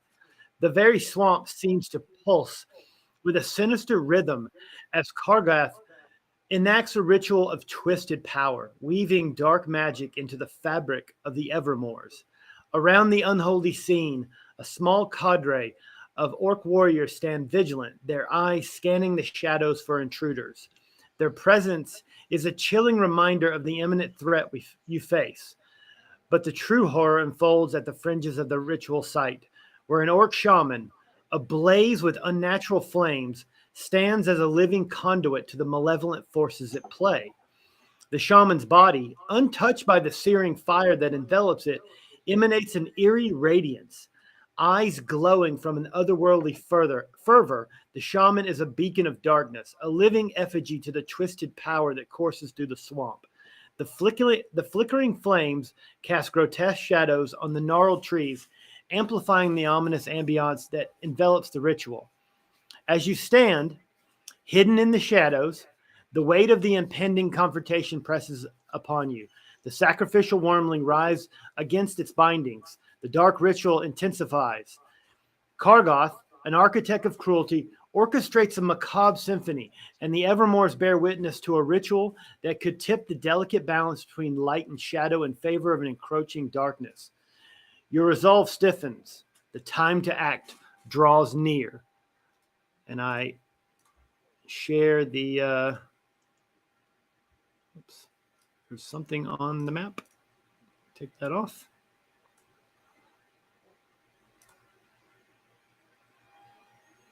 Here it goes. There. Oh, and I have to put you guys on there. Hold on. I always forget that part. I think, oh, you're already on the map. Let me share that again. As you can see, the dawn sun is just barely beginning to peek through the gnarled trees of the Evermoors. The dragon is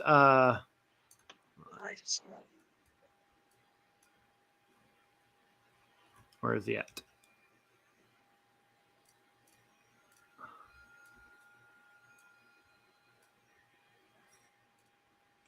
It's on the altar, lashed to it.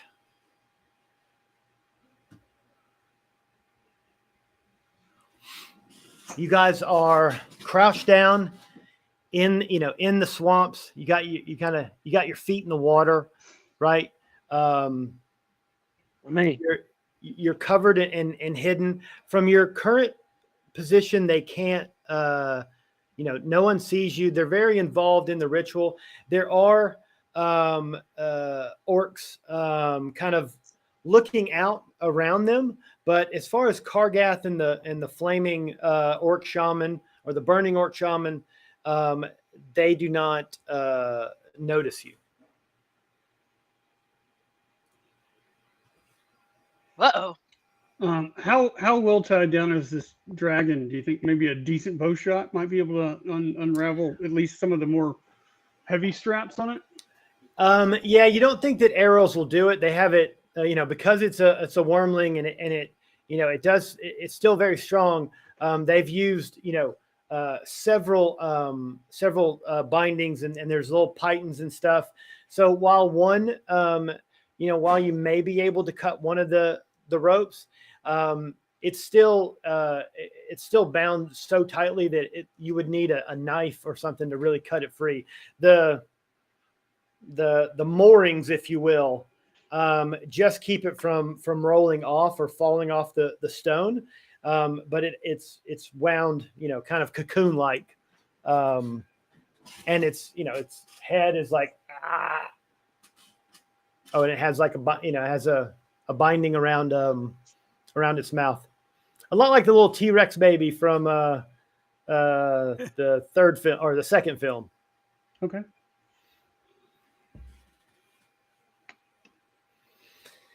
Okay, what do you do? Do you allow the wormling to be sacrificed, or do you stop Kargath and whatever ritual he's trying to do?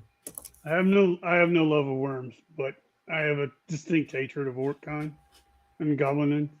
So I think we should free the wormling to cause more havoc and chaos so that we can destroy this camp.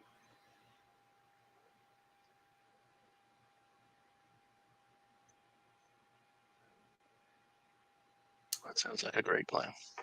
Okay. How would you guys like to do that plan? I say you guys just take it from here. Tell me what you want to do. I say 3 of us start throwing arrows and spells and whatnot, and whoever's the fastest runs their butt off right up there and unlashes the creature, and then runs back. All right. I have a feline agility. You can make it. How far? Let's see. How far is it? Hold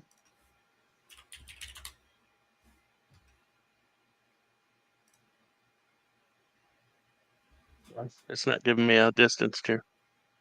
What's your speed on your front side page? Oh, there it is. Hold on. 85.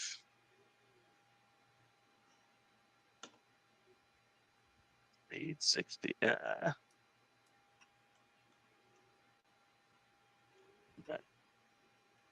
Okay, so You can get it with a dash.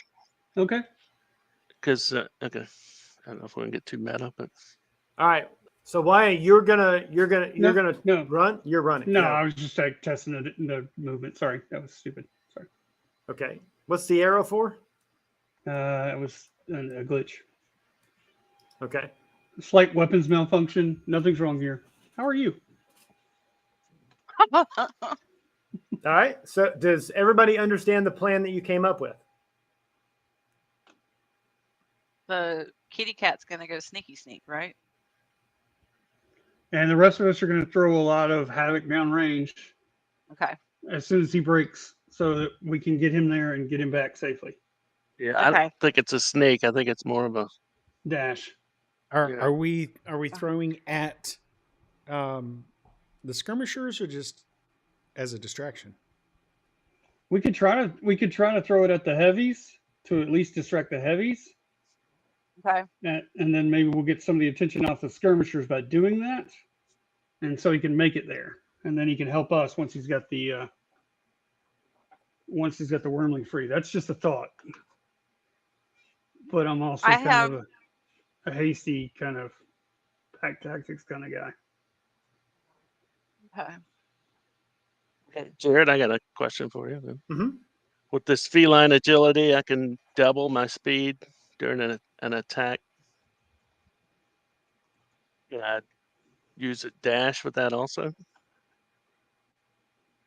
So it doubles your speed when you use an attack action. During on your turn in combat, you can double your speed until the end of the turn. So that would mean if he used that, if we were considered in combat, since he's going to cut the thing free, he could still have an action and get there and I mean, it's cut considered free. a surprise attack, right? Yeah, so you can move double your move. Yeah, which is 60, but I need to go 85. So Oh, if I okay, yeah. dash, Well, so it would. it would take up Go your action, right? So yeah, you'd have to cut it free next round, but we could try to throw some firepower down the round. So in a single turn, you can go 90 feet, I think. Okay, that's enough. That's 85 feet for me. So Okay, so you will break out of the muck, run over there, and that will be your turn. So you'll run over there, and then everyone else is going to shoot the place up, essentially. Yeah, I I'm going to think we draw a should beat on sneak in Korgoth and closer let fly first. as soon as he. Yeah.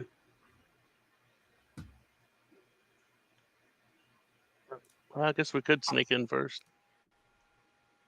Because I I'm don't worried about exactly how long have they're gonna anything take. that will make those ranges. So we've got to get in closer if I'm going to be effective at all.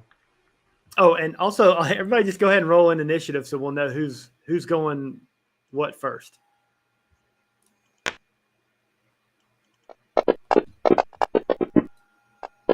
Oh. Ah. So close. Okay, Marish, Yeah. you are first on the combat tracker. Great. Old. How do I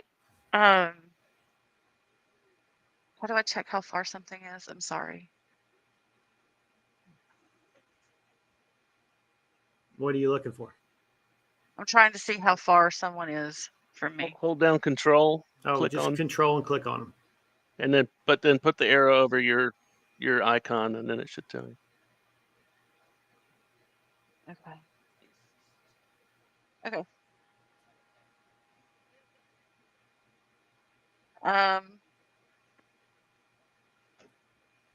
I am going to cast. Are we sneaking? Is I that think what we we should decided? sneak in first. Okay. Okay. Well, then we'll just go slow then.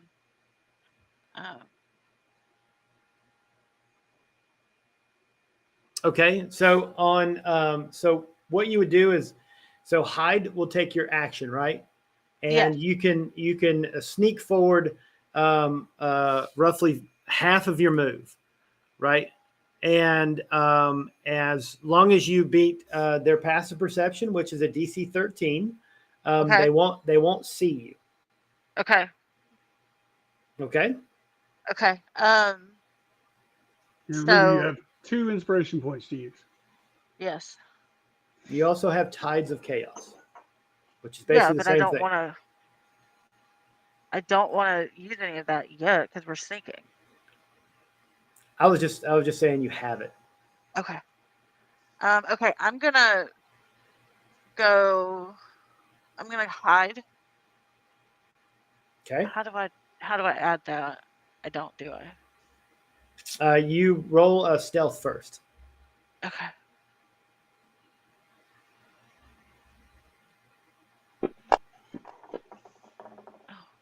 Okay. You move 15 feet forward. That's 15. Yeah. Nice. All right. The little doe moves very, very silently through. The black dragon wormling kind of cries a little bit in its roar, or kind of a mewling that it's tied up. Orc Skirmisher is still just kind of looking around. All right, Half Shadow, your turn.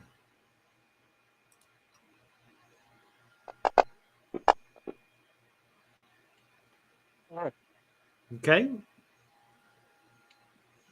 This is not quite as stealthy. You do have an inspiration point. Don't forget. Ah, Oh yeah, I would totally use it again. let's do that again. All right.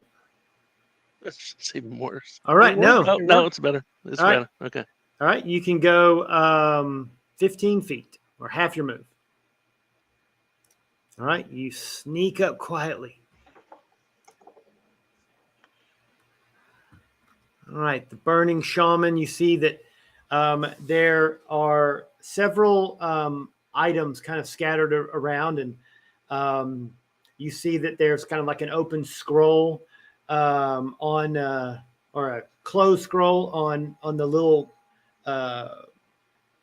rock outcropping that the black wormling's not on. You see that there's candles also placed around both the rack outcroppings. You see that there's various kind of treasure, and kind of sprinkled around the altar is the glint of copper pieces and silvers and some gold. And there also appears to be, some treasure type items that are kind of scattered around in a ceremonial way. With you see there's a couple of potions that are out as well. You see that he is talking in a primordial language. Does anybody have any primordial languages? Seems to be doing some type of incantation in a primordial language. Not I. I know Sylvan. That's it. In common. Yeah, that's all I've got Sylvan. Okay. And Hayat, which is the Tabaxi language. Okay. So yeah, it's in this odd. It sounds like crackling coals, and there's a lot of. Is it draconic? As if something's burning. It's not draconic. You can definitely tell it's primordial in something. And it looks like he's getting to the crescendo and he's got like a long, it's got like a morning star in one hand, and he's kind of got two hands up, and he's finishing it. It looks like he's going to bring this morning star down and sacrifice this black wormling very, very soon. Waya, your turn. Better hurry. Okay. Waya definitely wants to sneak forward. Moves over to it. Okay.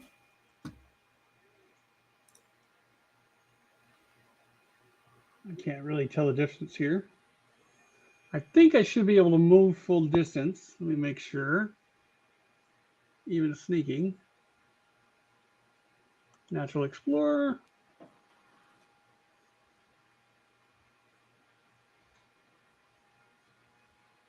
Only if I'm traveling alone. Okay. So is that 15 feet? Yeah. No, you can go through your full move, but it's just at disadvantage. Nah, we'll just do this. You know what? Okay. Screw it. We'll do 30. Get it. All right. If you can fix that for me, because I can't really tell the distance from here. That's 40. Okay. You want me to put the grid on? Would that help? Yeah, probably. 'Cause Yeah. it's not tracking it well. Okay. It might be a little distracting with the color, but No, I think that's good right there. Check it and make sure. Cancel it. No, and we can take the grid off. there we go. And at 30. Yeah. Get you in a.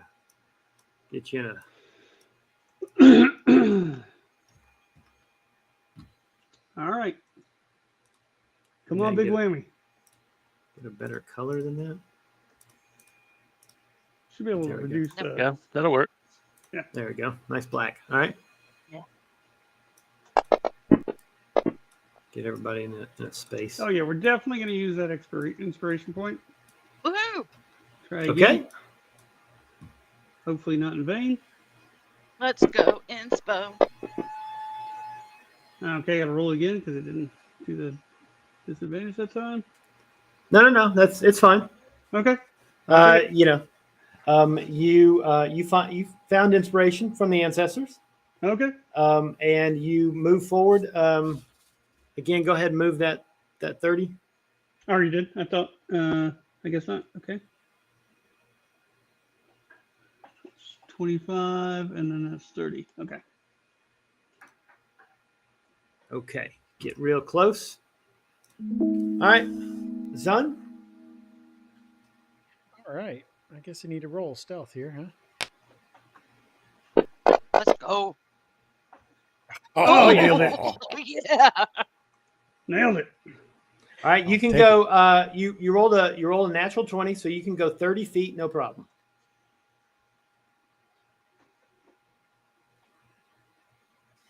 There we go. Okay. All right. Orc skirmisher's looking around.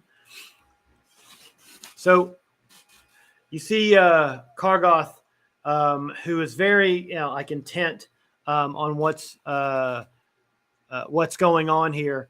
And as you draw near and you're starting to get into, the light of the dawn coming up, and the sun is kind of coming in into your face. You see this malevolent figure emerges, and as the embodiment of cruelty and tyranny, Kargoth the Cruel, an imposing orc warlord, stands at the forefront of a gathering storm. His armor adorned with the gruesome trophies of his conquests. Towering over his minions, Kargoth's brutish strength is matched only by his tactical cunning. Kargoth's face is a canvas of scars, each telling a tale of ruthless ambition and unyielding brutality. His eyes, cold and calculating, reveal a mind honed in the crucible of warfare. Clad in darkened plate armor etched with foul runes, Kargoth wields a wicked great axe that has tasted the blood of countless adversaries. His very presence instills fear, as if the shadows themselves bow to his malevolence. The air crackles with dark energy as Kargoth prepares to unleash his fury upon those who dare to challenge his reign. I'm here for it. Sure. Okay, Marish. You see that the burning shaman is going to kill or sacrifice the black wormling. Kargoth has his hands up, right, and it looks like he's ready to receive something, right, as if this ritual is going to further increase his power somehow. Okay. Guys, are we still gonna sneaky sneak? Or just go ahead and do it?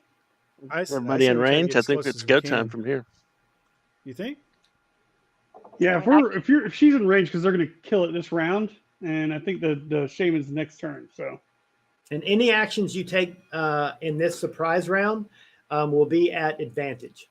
Actually, the half shadow still goes move and attack, too. before the orc shaman.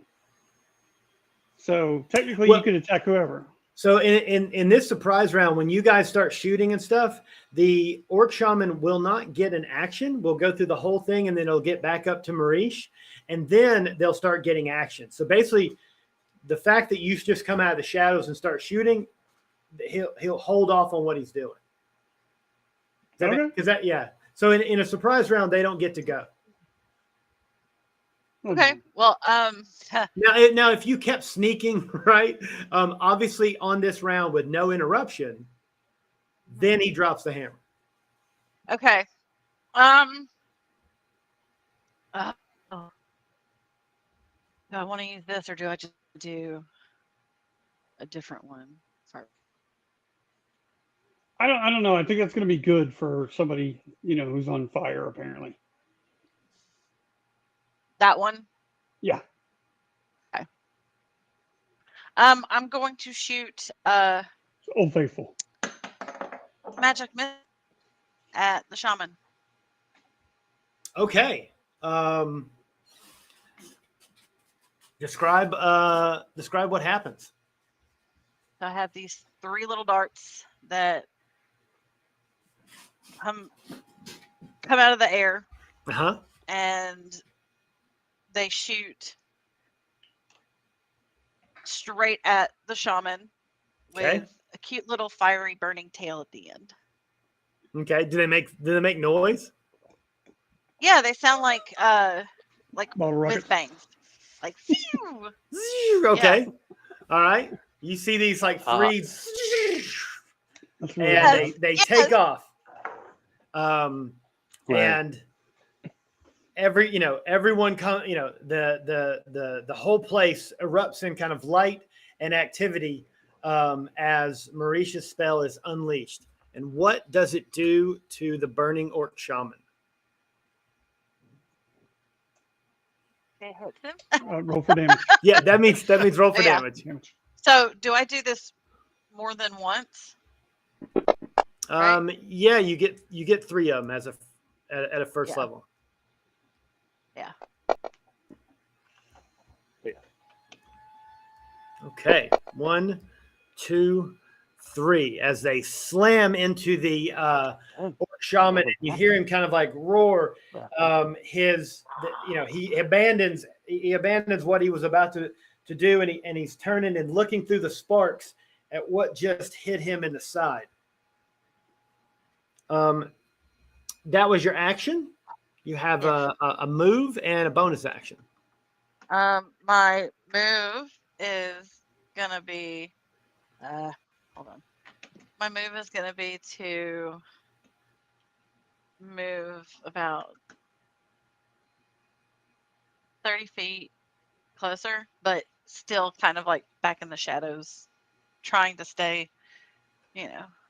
as hidden as possible, but not rolling stealth or anything. Right. It is shadowy because of dawn, but they are definitely aware of you and see you, especially the orc skirmisher in front of you.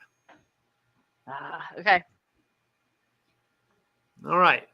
Black dragon, you see its head kind of whip around and look and sees you, Marish, and its eyes are kind of like wide and is, taking it in really fast, and you can tell that its mind is trying to figure out whether you're friend or foe. But otherwise, it is restrained. Okay, the orc skirmisher number 2 is taken by surprise. He wheels around, is looking and peering into the darkness. Half shadow, your turn. All right. You see a Tabaxi warrior at full stride. His strides look almost like they're like 15 feet. Okay. Pace. Bursts from the foliage. Yeah, he bursts from the foliage, splashing away. Okay. Even though he doesn't like water, we'll get over it. You're a swim. Yeah, I know, but okay. These are hempen ropes. Does that take up your action? Yeah. Okay. Yes. You get there, you can see that these are hempen ropes. If you have a cutting tool, you can cut them. And also, if you're just strong enough, if you're really strong, you can just kind of like burst them open. There are 4 kind of like tie downs. You will need to cut at least 2 of them in order to really loosen them up. So you'll need basically to do 2 cuts in order to free them. Whatever you're using for an attack, you just need to do 2 hit points. So you roll whatever it is. Just roll the damage. You don't have to roll to hit it. Or he's got a claw. He's got claw attacks. So okay. But you don't have an attack left. Wait a minute, is your claw attack a bonus action? You can always do an offhand attack with your if you have claws. So it would just be whatever the standard damage is for your claw with no modifiers. Is a claw attack not a reaction? No, it's a bonus. It's a bonus action. You can always take 2 attacks by using your attack action and your bonus action. So in this way, it took your action and movement and stuff to get over there, but you still have you have claws, right? So you can easily just kind of like claw one. You need to do 2 points of damage. Yeah. It just can't have bonus. It's not up there. I'm just gonna roll a 4-sided because it's not. Okay. Yeah. Okay. As you pass one of the bindings, you swipe your claw. It catches on it, and you hear it go, and it and you see that the black dragon lurches one of its wings and now it starts to really shimmy and shake, and it's looking at you, right? It still has its muzzle tightened, but now it's kind of aware that you're trying to free it. And so you can see that it starts to get excited.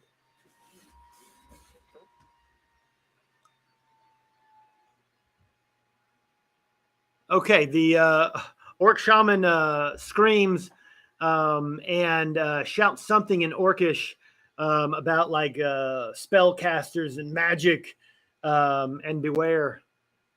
What exactly does it say? Because I actually speak Orcish.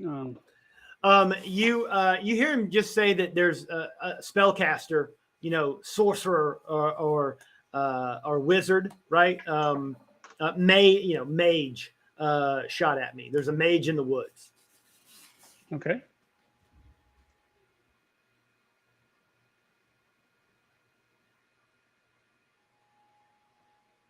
What you doing on your turn?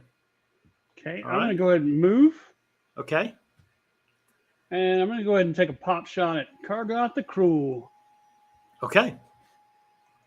See if we can tap around in that.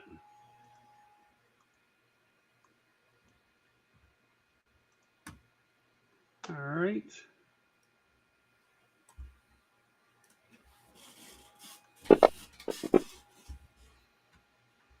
Oh, that's going to be it. And you do hit him. Oh! Okay. Yeah. I was going to take all that. Back. It hits him, and you see it. You see it's hit, and it's kind of spin him around and twirl off over his armor, right? And he looks through the gloom as you come out and kind of bellows or begins to bellow, kind of like a war cry. Zon. I growl in return. Your turn, sir. All right. I'm gonna just I'm gonna hold out my hand and cause a bit of flame to appear on it, and I'm gonna throw it at this skirmisher that's closest to me. Okay. And I miss. Okay, you see, you produce the flame in your hand, and it's kind of a blue flame in your hand, and then you whip it around a couple of times, and when you throw it, it turns into kind of like a ball of fire. But the skirmisher is not really, oh, by the way, you have advantage, so roll again. Oh, that's right. That's right. You're coming from hidden.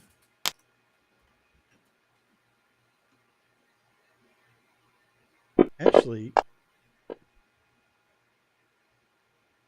wait, hold on. You have to drag and drop it onto onto him. Oh, did I not? Okay. You want me to just drag what was rolled or roll again? I got it. Okay, you hit him. Nice. Excellent. All right, roll your damage. Yes. Okay. Oh, nice. You throw the flame. What happens? Well, to the orc when I threw skirmisher. the flame, it arced. It came close to missing, but it caught him. And when it caught him, it just kind of just wrapped around him, and it cooked him. I'm betting Okay, he was you- standing near like a methane vent there in the swamp, you know, just kind of Yeah. whoosh. Yeah, you hear this orc skirmisher kind of die horribly because he dies by fire, and it's very painful. All right. Okay, And, that's your action. yeah. You have movement. All right. You see the blood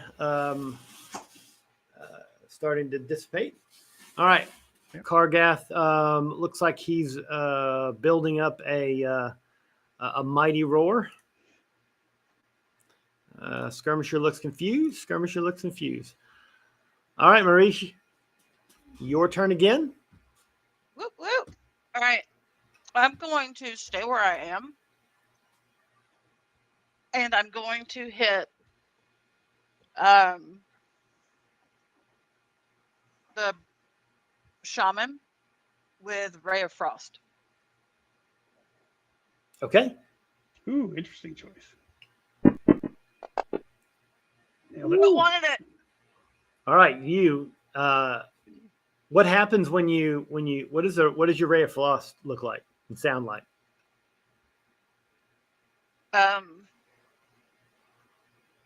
It's like almost like electric blue, like a neon blue light that comes out of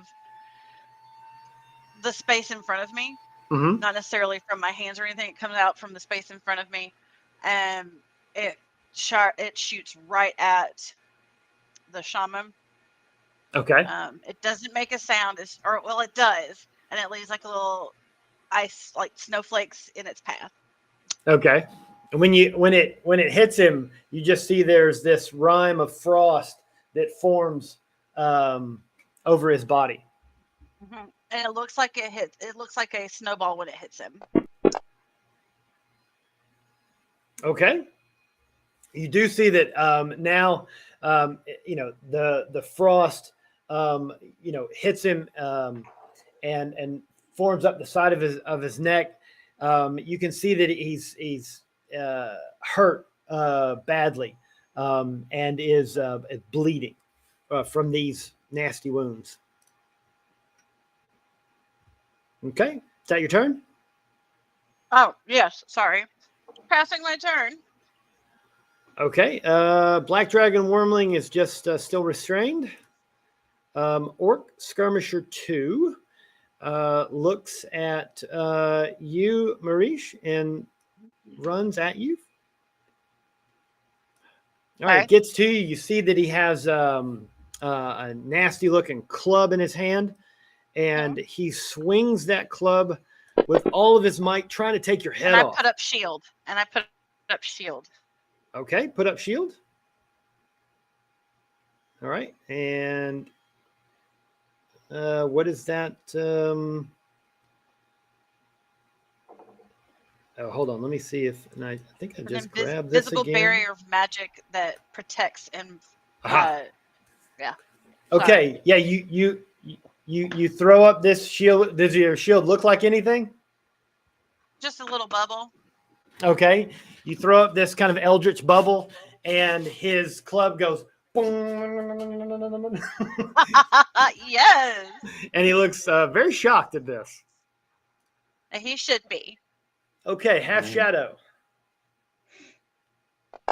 We'll go ahead and dispatch that second rope. Okay, you Uh, tear off Oh, the it rope. actually, we have to take that off the dragon. What's that? The damage went to the dragon. Oh, Wow. It's just. Oh, I see what you're saying. okay. Yeah, So let me you undo that. you take your claws and rip through the ropes, just like spaghetti noodles, and you see the black dragon wormling start to shift, and its wings, flare out, right? And one paw or one claw is going to come up and and throw off the its mouth muzzle. The black dragon wormling is free. All right, and with a free action, I would like to give out a blood-curdling roar. Leap to this area for my move, brandishing a His roar sounds wicked, like this. great axe made out of black obsidian, nice and shiny, Okay. ready to do damage. Pass the turn. Okay.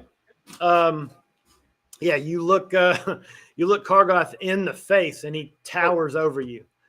All And right. it's rage. I'm sorry, rage as a bonus action. Sorry. Correct.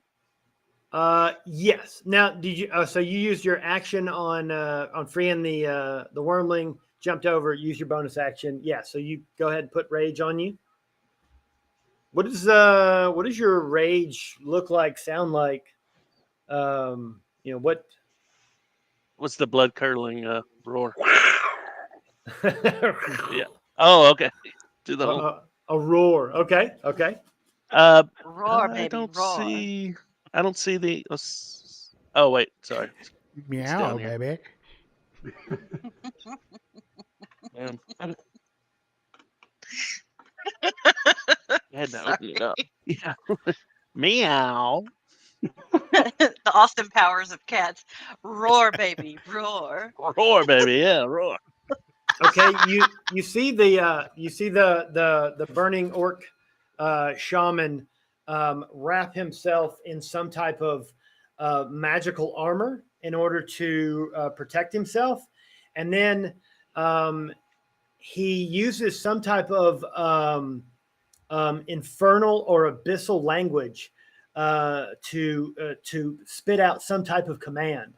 The air kind of shimmers, and Wyatt, something. Oh no! Hold on. Something bumps you, and or kind of like lights onto you, and you turn around, and you see a. Oh, whoops! Hold on. A creature that looks extremely nasty. Ah! A tiny little demon appears out of nowhere, grabs onto your leg and then bites down on it. What the heck? All right, buddy, let's go. All right, Nice. its teeth. Never mind. Its teeth not bear nice. bear into you, and then you feel this sharp pain start to shoot up and course throughout your body. Okay, you manage to fend off the poison's effect as whatever this little thing is. It tried to poison you. Okay. All right. Wyatt, it is your turn. All right. I go ahead and shift. Okay. And I believe that's my bonus action. What happens when you shift? What is that? The hair on my face becomes more prominent and peels out, and my canines extend, and my mouth extends almost into a muzzle. My fingernails become a little elongated, and I give a howl, and I also get 4 hit points, which we're really going to be thankful for here. Okay, I think are those temporary? So those bonus, yeah, no. So put them over here. Yeah, and then put that one back to 7. Okay. All right, and then I will go ahead and skewer this little brat. Okay. I do not see him on here. Is he on the combat tracker? Oh, my bad. Yes, he is now.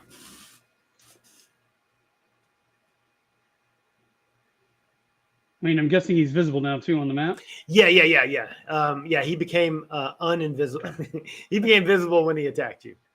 Okay, gotcha. Come on, big money. He's currently gnawing at your shin bones. Ah! Oh. All right, you stab into the swampy water, missing the creature. Let me make sure real quick that is in fact a. Can I feel inspired to give him an inspiration point from myself? Unfortunately, no. Damn. Okay, I can't use bonus action to bite this time because I am. Because you did the shift. Yeah. Okay. Zun, it is your turn, sir. All right, I'm gonna take a step forward, Okay. and I'm gonna toss a nice little blue ball of flame over it at what's his name, Kargoth, and I miss. Okay. May I use an inspiration point for the attack? I don't think you've already used yours. He didn't use it last time. He was using it as a van. He was using it because he was hidden. He didn't use it. Oh, I don't see that you have any more. I don't see that you have any more left. I don't think anybody put it on themselves Yeah. because he hasn't used his yet. Okay. Yeah, you can I use it. promise. Great. I promise.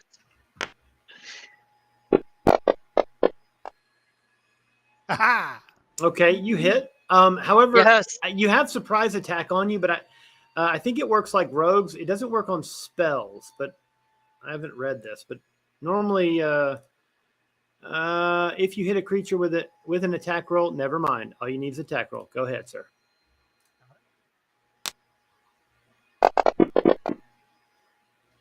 Oh my. Okay. Describe That. Describe that. That hit him, blast. and it went whoosh. He must have been Okay. drinking. Ka-chow. All right, you see something to the equivalent of like a Molotov cocktail hitting this great warlord in the chest, and the whole back of him just explodes into fire, Good Lord. lighting up the clearing. Oh, And he Lord have mercy. roars in pain and anger. All right, Zun, you got any other things? Yeah, I'm gonna go ahead and I'm gonna move right over here. Using up some of my remaining movement, Okay. and that's it. Okay. Kargas' turn. Right. He is. You hear him give a guttural roar, calling upon Grumsh's fury.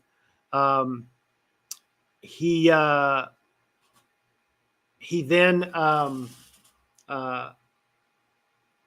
further beseeches Grumsh to aid him, and you see a spiritual weapon form next to like a long jagged spear forms in the air, and it next to Half Shadow, and it attacks him.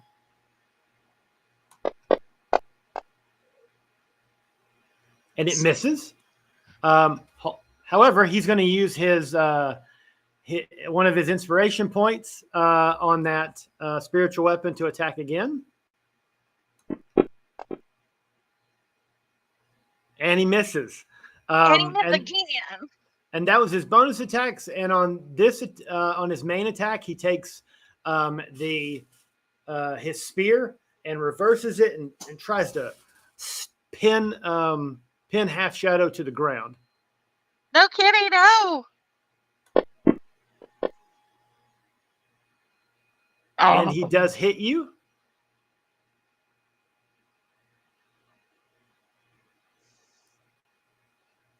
Yeah. 1, 2. No. Okay, I'm wrong one. This one. Good Lord. And he stabs down into you for sheesh. piercing damage. You partially resist because you are full into your rage. And that is Kargas' turn. I will put a little box thing to represent the spiritual weapon. Okay, another one of the orc skirmishers runs into battle. 5, 10, 15, 20, 25, 30, 35, 40, 45. All right, he runs over there and is going to join his boss. And then number 3 here, or another orc skirmisher comes out of the woods. 10, 15, 20, 25, 30, 35, 40, 45, 50, 55, 60. And runs up next to the little tiny demon next to Weya. And Marish, it is your turn again. A half shadow, you're on deck. All right. Marish is going to. You have an angry orc skirmisher in front of you. I know, but I wanna use the wild magic surge. Well, you mean you have to use Tides of Chaos first. Okay. Oh, I only use Tides of Chaos. Okay. On what? Hold on. On crap. Oh, I don't know because I don't have. For some reason, I don't have a weapon attack. Never You mind. probably don't have a weapon in your inventory. No, I probably don't. I mean, yeah. Do you have any attack spell? I am, but I'm not gonna be able to attack the skirmisher in front of me.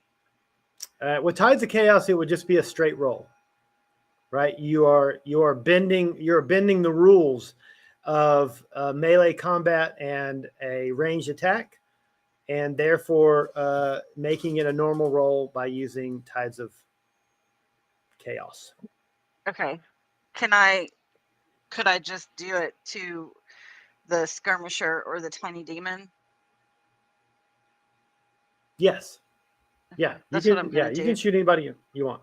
That's what I'm gonna do instead of casting whatever it is, because I don't want to risk not doing it. Okay, you hit. I hit that little booger with firebolt. Okay. He seems to be partially resistant to fire damage, but it did hurt him, and you hear him screech.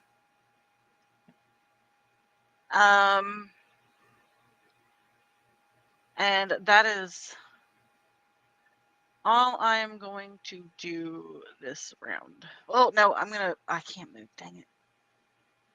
Never mind.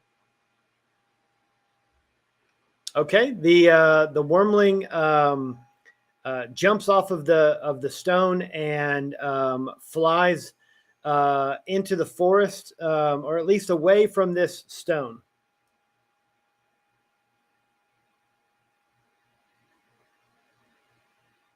About that far before it lands back and then turns back around and looks at what is kind of going on, but now it's not underneath or it's out of the grasp of all the orcs.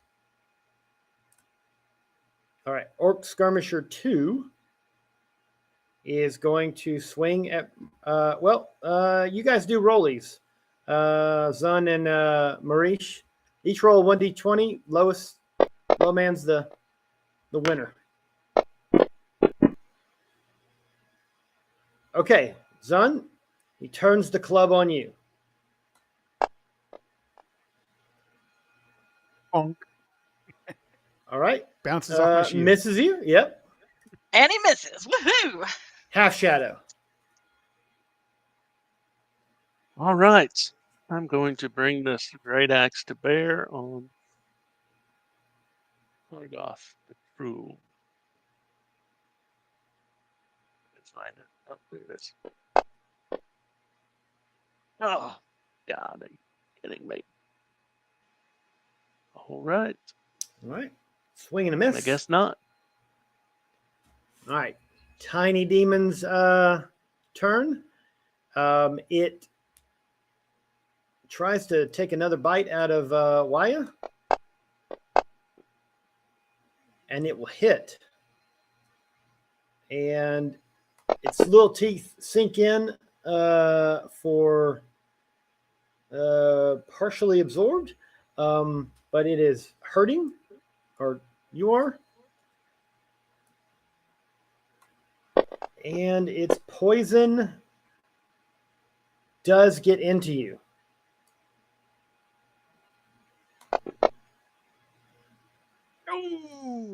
Oh, Waya, you guys hear, Waya's war cries and it's, that guttural wolf-like howl and stuff.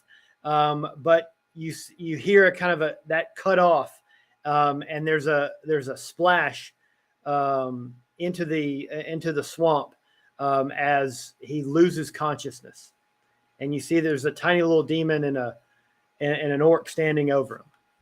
Were those 4 hit points only for that one round?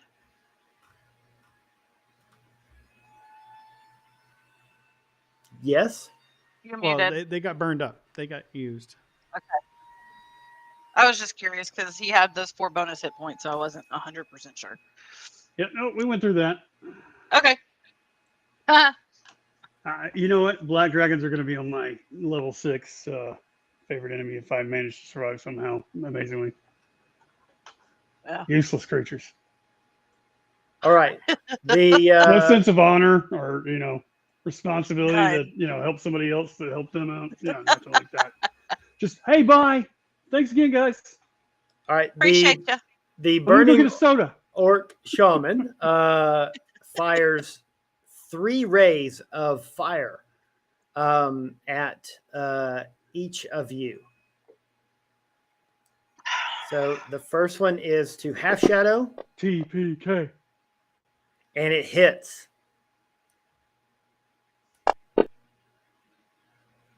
You take 3 points of fire damage. Zun, a ray fires at you, but misses. Nice. Miss. And then a ray fires at Marish. But it hits. Damn it. Well. Oh, wow. TPK. Marish TPK. Thanks for the help, Black Dragon. goes down. Yeah, no, I absolutely hate. I absolutely hate. Why has made a death save? Wait, Yay. I hate black dragons. why did the? I think the feelings like you're going to be round robin after this. No. Okay, all right, this is right. Because the guy was right there that was tormenting you about to kill you. But no, make sure you go. Have we? scope Wait a minute. things Have we out. already gone back around? I don't like the tiny demon bit you, then the burning orb. Okay. We haven't gone around. Yeah, because the tiny demon got to jump in and order right above me, so it got to attack me twice before I get to attack again. Yep. Huh? Yeah. The It- tiny So it was demon my showed up turn, and out the of tiny nowhere. demon showed up. So Right. The tiny demon is right above the burning orc. So the when it was the burning orc's turn, he gave like an order, right? And then he put the armor on him, and then the demon went. okay. But it how the thing does it skips his No, turn it's because fine. he's We're invisible. good. We're good. Roll on. You sure? Yeah, no, Yeah. we're Okay. getting close. All right. Zon, it's your turn. Yeah, I see Frostfang in peril over there. So I'm going to throw him a little help. I hope. Run like a black dragon. Oh no, and I miss. All right. Well, I'm still going to try to pick him up. So here we go. Nice. All right, and that's all You I'm going hurt. to do right now. Okay. But you All right. Well, still laying there. Kargos, turn. Oh, it's included. Okay, we don't have to do that. All right, so he is going to use his spear in order to spear the tiger in front of him.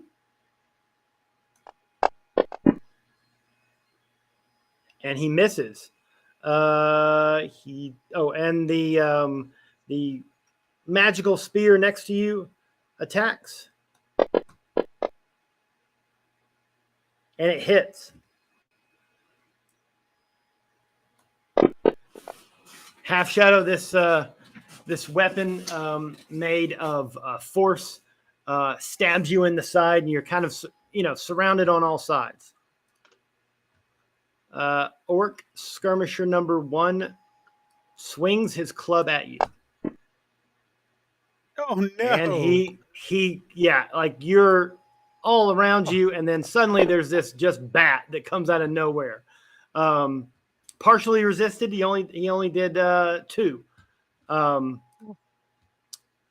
Orc skirmisher number 3 is. I'm up now. So he'd probably take a swipe. Yep. Otherwise, he's going to take a swipe and leave. Yeah. And you are prone, and he hits you. He does 3 damage. Does not knock you back down. All right, Marish, you are below Can the I water. use an inspiration point? No, I'm sorry. Not unconscious. Not unconscious. I thought you could use it. Oh, I thought you could use one to stabilize when making death saving throws, but okay. No. No, Okay. It's about the only thing you can't really use it on. Oh, cool. All right. Black Dragon now was not running away. Reassesses the thing. I get it. He could attack on that round, but he wanted to fly away, look at it, right? Not, he wanted to give the heroes a chance to see what they're made of, right? Yet we have failed. And yet we have failed, so he has to come in and help, right? He has. Well, next time we'll leave you on the altar while we clean up business if you're not going to help, because that wasted a lot of our time and effort. All right. Do you want? The thing is, can he help you right now, or do you want him to go away? No. If he's willing to help, let's go. Okay. He attacks. Nice. Line up. No, he can't help. And he misses.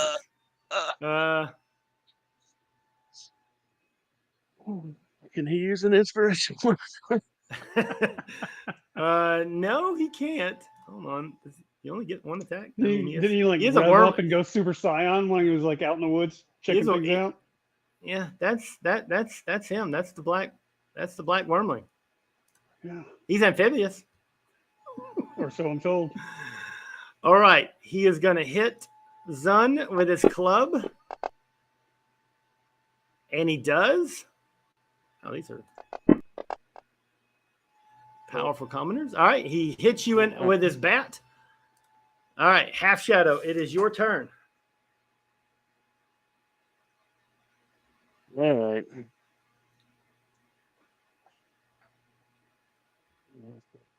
Please smoke this fool. Disengage. Oh. Okay. And then drink a potion. Okay. I think disengage takes your action though. Yeah, so you either have to drink a potion there or just try to attack. Oh, I thought. Yeah. Okay. Yeah. Well, never mind. All right, but you can still drink a potion. No. You Disengage. want to disengage? Okay. Yeah. I'm not going to last another round, so I've got to disengage. Okay. I don't think we are. I think we're like gonna hit our first official TPK. This is awesome. Very well could happen. All right, well, in that case, I'll stay in the pocket if we're not going to make it. Okay. It is a one shot, guys. Go ahead. One way or another, it's a one Go ahead shot. and risk everything, right? might as well sell out. You know, the campaign ends real quick. Oh, Okay, Give him a claw. snap. Give him a claw. he is Oh, claw. he is critical. He's afraid of the claw. Grr, the Give him a little claw. swipe. Ugh. Yeah. You hit. Yep. Yes. Oh, getting all that. Yeah. Oh my Yeah. God! Are you Kargoth kidding me? is We call is upon you down. to surrender. Okay. All right, I'm glad I stayed in there then. All right. He's Finally your hit something. tiny demon. Tiny dancing demon. for my- Sorry. Is going to Murder me. gnaw on. He hits. Oh, dang. Good night. He's going to use his claws? That's not I mean, his gnawing. bite. Yeah, he's eating. He's slowly He's eating using his Wyatt. claws. That's not biting. Why All do you right. have advantage? Burning shaman Yeah. has to defend himself from the black wormling and starts swinging. He misses. Good. Why it was prone. That's why he had advantage. Okay. Yeah, he misses again. And this one he actually hits. Black Dragon takes some light damage. Must be Oh, nice. yeah. That's why he had to fly away. He didn't want to Why? reserve. Make sure he. Why is? I mean, it's not. This is very dangerous. Yeah. The fact that Black Dragon's coming back. All right, you got a success. Zun, your I just turn. thought maybe if I were like a creature that was like as feral and nasty as a black dragon, I'd be pissed off at the people that tied me down. He's burdened by his intelligence. Well, I mean, And I think yes, that and would doubt make me and my doubt it favorite argument. and doubt it living through this, especially now. Yeah, 'cause he's he took the- really kind of like He's maybe. lightly damaged. Whew. He got you back up, though. All right, Wyatt, you're back up. All right, Kargoth is dead. Orc skirmisher number 1 is going to swing at the tiger, and he's going to hit you. Oops, moving the whole thing. Okay. Oh, dear. You go down. 2 down. All right. Orc skirmisher number 3 is going to run over here to Oh, Jesus. Zun and take a swing. No, And wait he a hits second. you. Yes. Wait. I would get even when I'm prone, I would have disadvantage, but I'd still get an attack of opportunity. Yeah. Heck yeah, you would. Oh, you're up. Yeah. Okay. Yeah. Take it. Dun-dun-dun. Get it. So I guess That's the question cool. is, would he notice that Wyatt was up? Well, I'm still prone. Apparently, he didn't because the DM. No, he didn't. He did not. He assumed that the little No. demon was going to eat him alive. He's Okay. probably right. He's now aware that Wyatt is alive. But I was like, his fear. oaken bat hits you for 4. Success. Yay! All right, you get head above water. Hey! All right. Black Dragon is going to Eat Is that. it going to be a dingleberry again? Come Yeah, on. suck. God. Wow. what's that? This is why he flew into Next the time we just woods, leave the 'cause evil he's creatures useless. strapped to the altar and let them do whatever they want. Heck yeah. Ugh. Okay. Both of them Yeah. failed.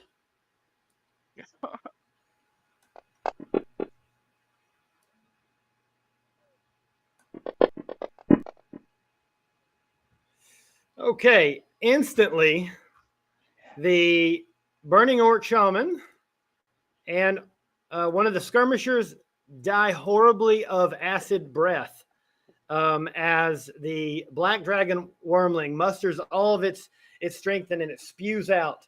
And both of these just kind of like evaporate to their boots. Oh, and this thing's got to go. I'm unconscious and didn't have to see that. DM, just real quick, do you have the the You can make little module or add-on or whatever it is that automatically counts for advantage when the enemy's surrounded? Flanking, nah, I don't. I don't use it. That's one of Dungeon Master General's house rules that it's not rules as written. So I really Okay, like so- it. I really like it for the idea of either a rogue or a sneak attack. Like if I think rogues can flank things, I would do it for rogues if they flanked Okay. with So like no with flanking. like a melee No attack. But yes, like advantage your bugbear. If he's using his sneak attack, then I would say yes. I would give you advantage on a flank, a melee flanking maneuver. Yes. Gotcha. I have to go Oh. very soon. Yeah. We're almost there. we're wrapping up. All right, swings, misses. Half shadow is dying. All right, tiny little demon continuing to try to eat. No. Does not attack you because there is a dragon behind it.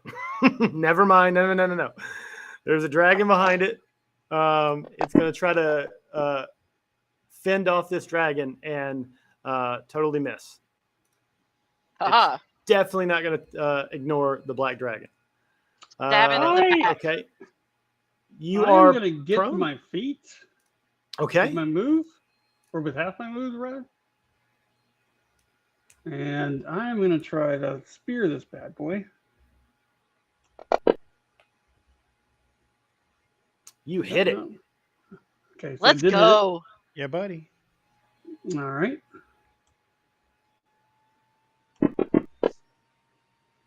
Yeah. Oh, dang it. Hold on. And then I take a bite out of crime. Yeah, no. I just kind No, you don't. It bites cracked you a back. molar. Cracked a molar. One of his You wanna say fangs that again? pops I have off. to get braces now. God. That's something about you know how to miss. Okay. Zone. All right. Bugbear. Let's try this again. Okay. Take another whack at this dude. Oh man, that's terrible. Okay. All right. But what I am gonna do? Oh wait, I can't drink a potion as a bonus action, can I? No. No, it's in this. It's Then I don't do anything. Okay. Skirmisher number 3 is going to continue to try to club you into submission. He might be getting lucky on this one. You might be dying. He is. Yep. Down goes Frazier. All right, Maurice, you're looking like you might survive this. Black Dragon is going to try to bite. Tiny Demon. Tiny Demon and Black Dragon are going at it. Skirmisher number 2 is going to try to do rollies between Weya and Zun. I feel that this orc is going to be pulled between two things. Okay, That'd be me. so it's going to run up behind you. But it doesn't have advantage. No. You can go ahead and remove that off me. The prone. I got it off. Okay. Yeah. He does hit you because these guys are amazing with +2s. Oh, Jesus. And all right, he hits you in the back with this with the club. I had no idea that the hardest things on here would be commoners, because that's what the orc skirmishers are. It's just a demon. The demon. Yeah, the demon is. Oh, I'm dying. He's the lurker. Half Shadow is in real danger. Oh, no. All right, Tiny Demon's turn. Oh, Will son of a he- bitch. Will he kill the dragon? He might. Oh. He might, because demons are just are nasty little creatures. Does a moderate amount of damage to it. Oh, yeah. Dragon's fine. Does he poison it? He does not poison it. Yeah, Dragon's fine. He's not gonna. All right, Dragon was way better off than any of us. Weyas, All right, your I'll turn. take a step forward, Okay. and I guess I'll try to slash out at Orc Skirmisher 2. Yeah. Oh, yeah. Big hit. He's Big gonna hit. take that one. Yeah. He's Oh, gonna take yeah. all that Oh, one. he's dead. Okay. And I'm gonna go ahead and go with a bite on Junior here. Okay. Returning the favor. Oh, He's currently involved. Zune, head above water. You're still in the fight. All right, Orc Skirmisher number 3. Go ahead and give me that same rollies between Zune and Weya.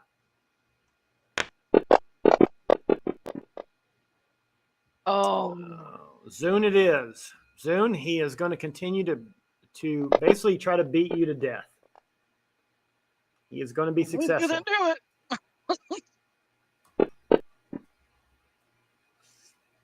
Okay. Oh, I think that just counts against your death saves, or whatever.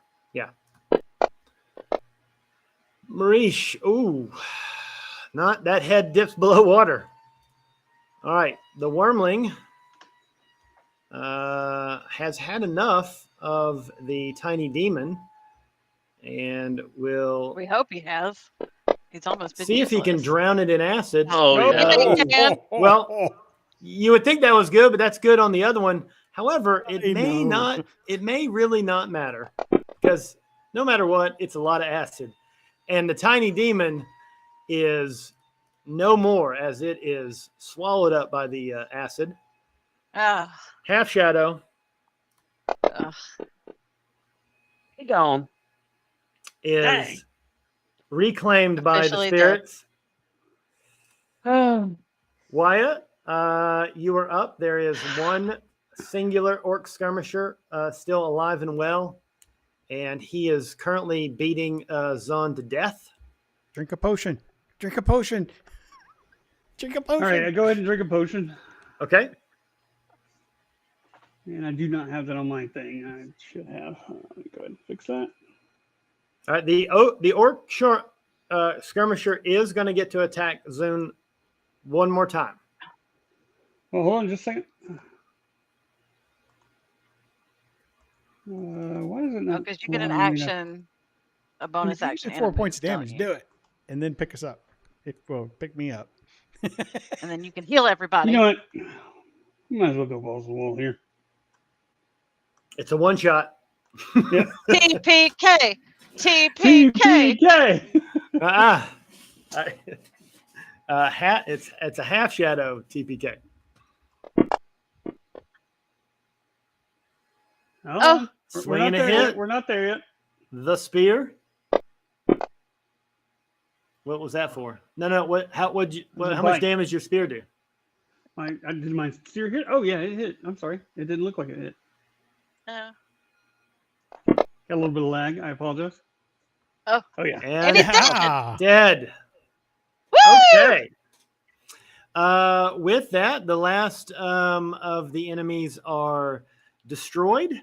Okay. You look around, and there is a substantial amount of gold laying around. But before we get to that, because I'm trying to move quickly here, and that is dumped all in the party sheet. I asked. There's the state of Half Shadow. Half Shadow is dead and cannot be brought back. To die on a ruin hunt is you need to take. In this case, you would need to take his body back to the mound of his people, so that he can be buried in the mound, and his spirit will be resurrected into a new tribe or a new path. Neat. Some other time. You don't know where he will Okay. come back or who he will come back as. It'll just be quarter shadow. Or three-quarter He will shadow. be You he don't know will which way be he's he gonna will go. be reborn as a new baby boy. Hey, I've seen Pet Cemetery. We're not doing that. Ooh. Ooh. Yes. We ain't doing All that. right, Don't church. like demons. Hey, is that black dragon like leaving, or is he just eating orcs and leaving? The black dragon comes over to you and says, Thanks, guys. Hey, "Your timing was perfect. Happy boy. yours He's is not. a baby dragon, and I really thank you so much for saving me. Yeah. My father will be so honored to meet you. Please Nope. take Nope. take the treasures of that I had, and if you ever find your way into the swamps again, seek out Nethrax and his black market." Cool. And and he tells you that his name is Vesta, son of Nethrax. Vespa? Vesta. Me, me. Ciao. Chabela. Chabella. Some with a history 13, some of you might have heard of Nethrax, or an Arcana I'm sure I have. or an Arcana of 13 or higher. We yeah, will need to pick this up probably. next time. We are Yeah. out of time. Okay. Yeah. Well, All right. Okay. It thanks, was a lot of guys. fun. Thank you very much. That was awesome. Yes. It was Thank a you lot for of fun. inviting me to Woo-hoo. come by. Thank you, Good show. DM. Fifth edition. I enjoyed it. Thank you, Dan. actually killed somebody. It only happens at first level. All right. Thank you so Thanks, much, everybody. DM. It was great. Thank you, guys. I had a great time. Thank you.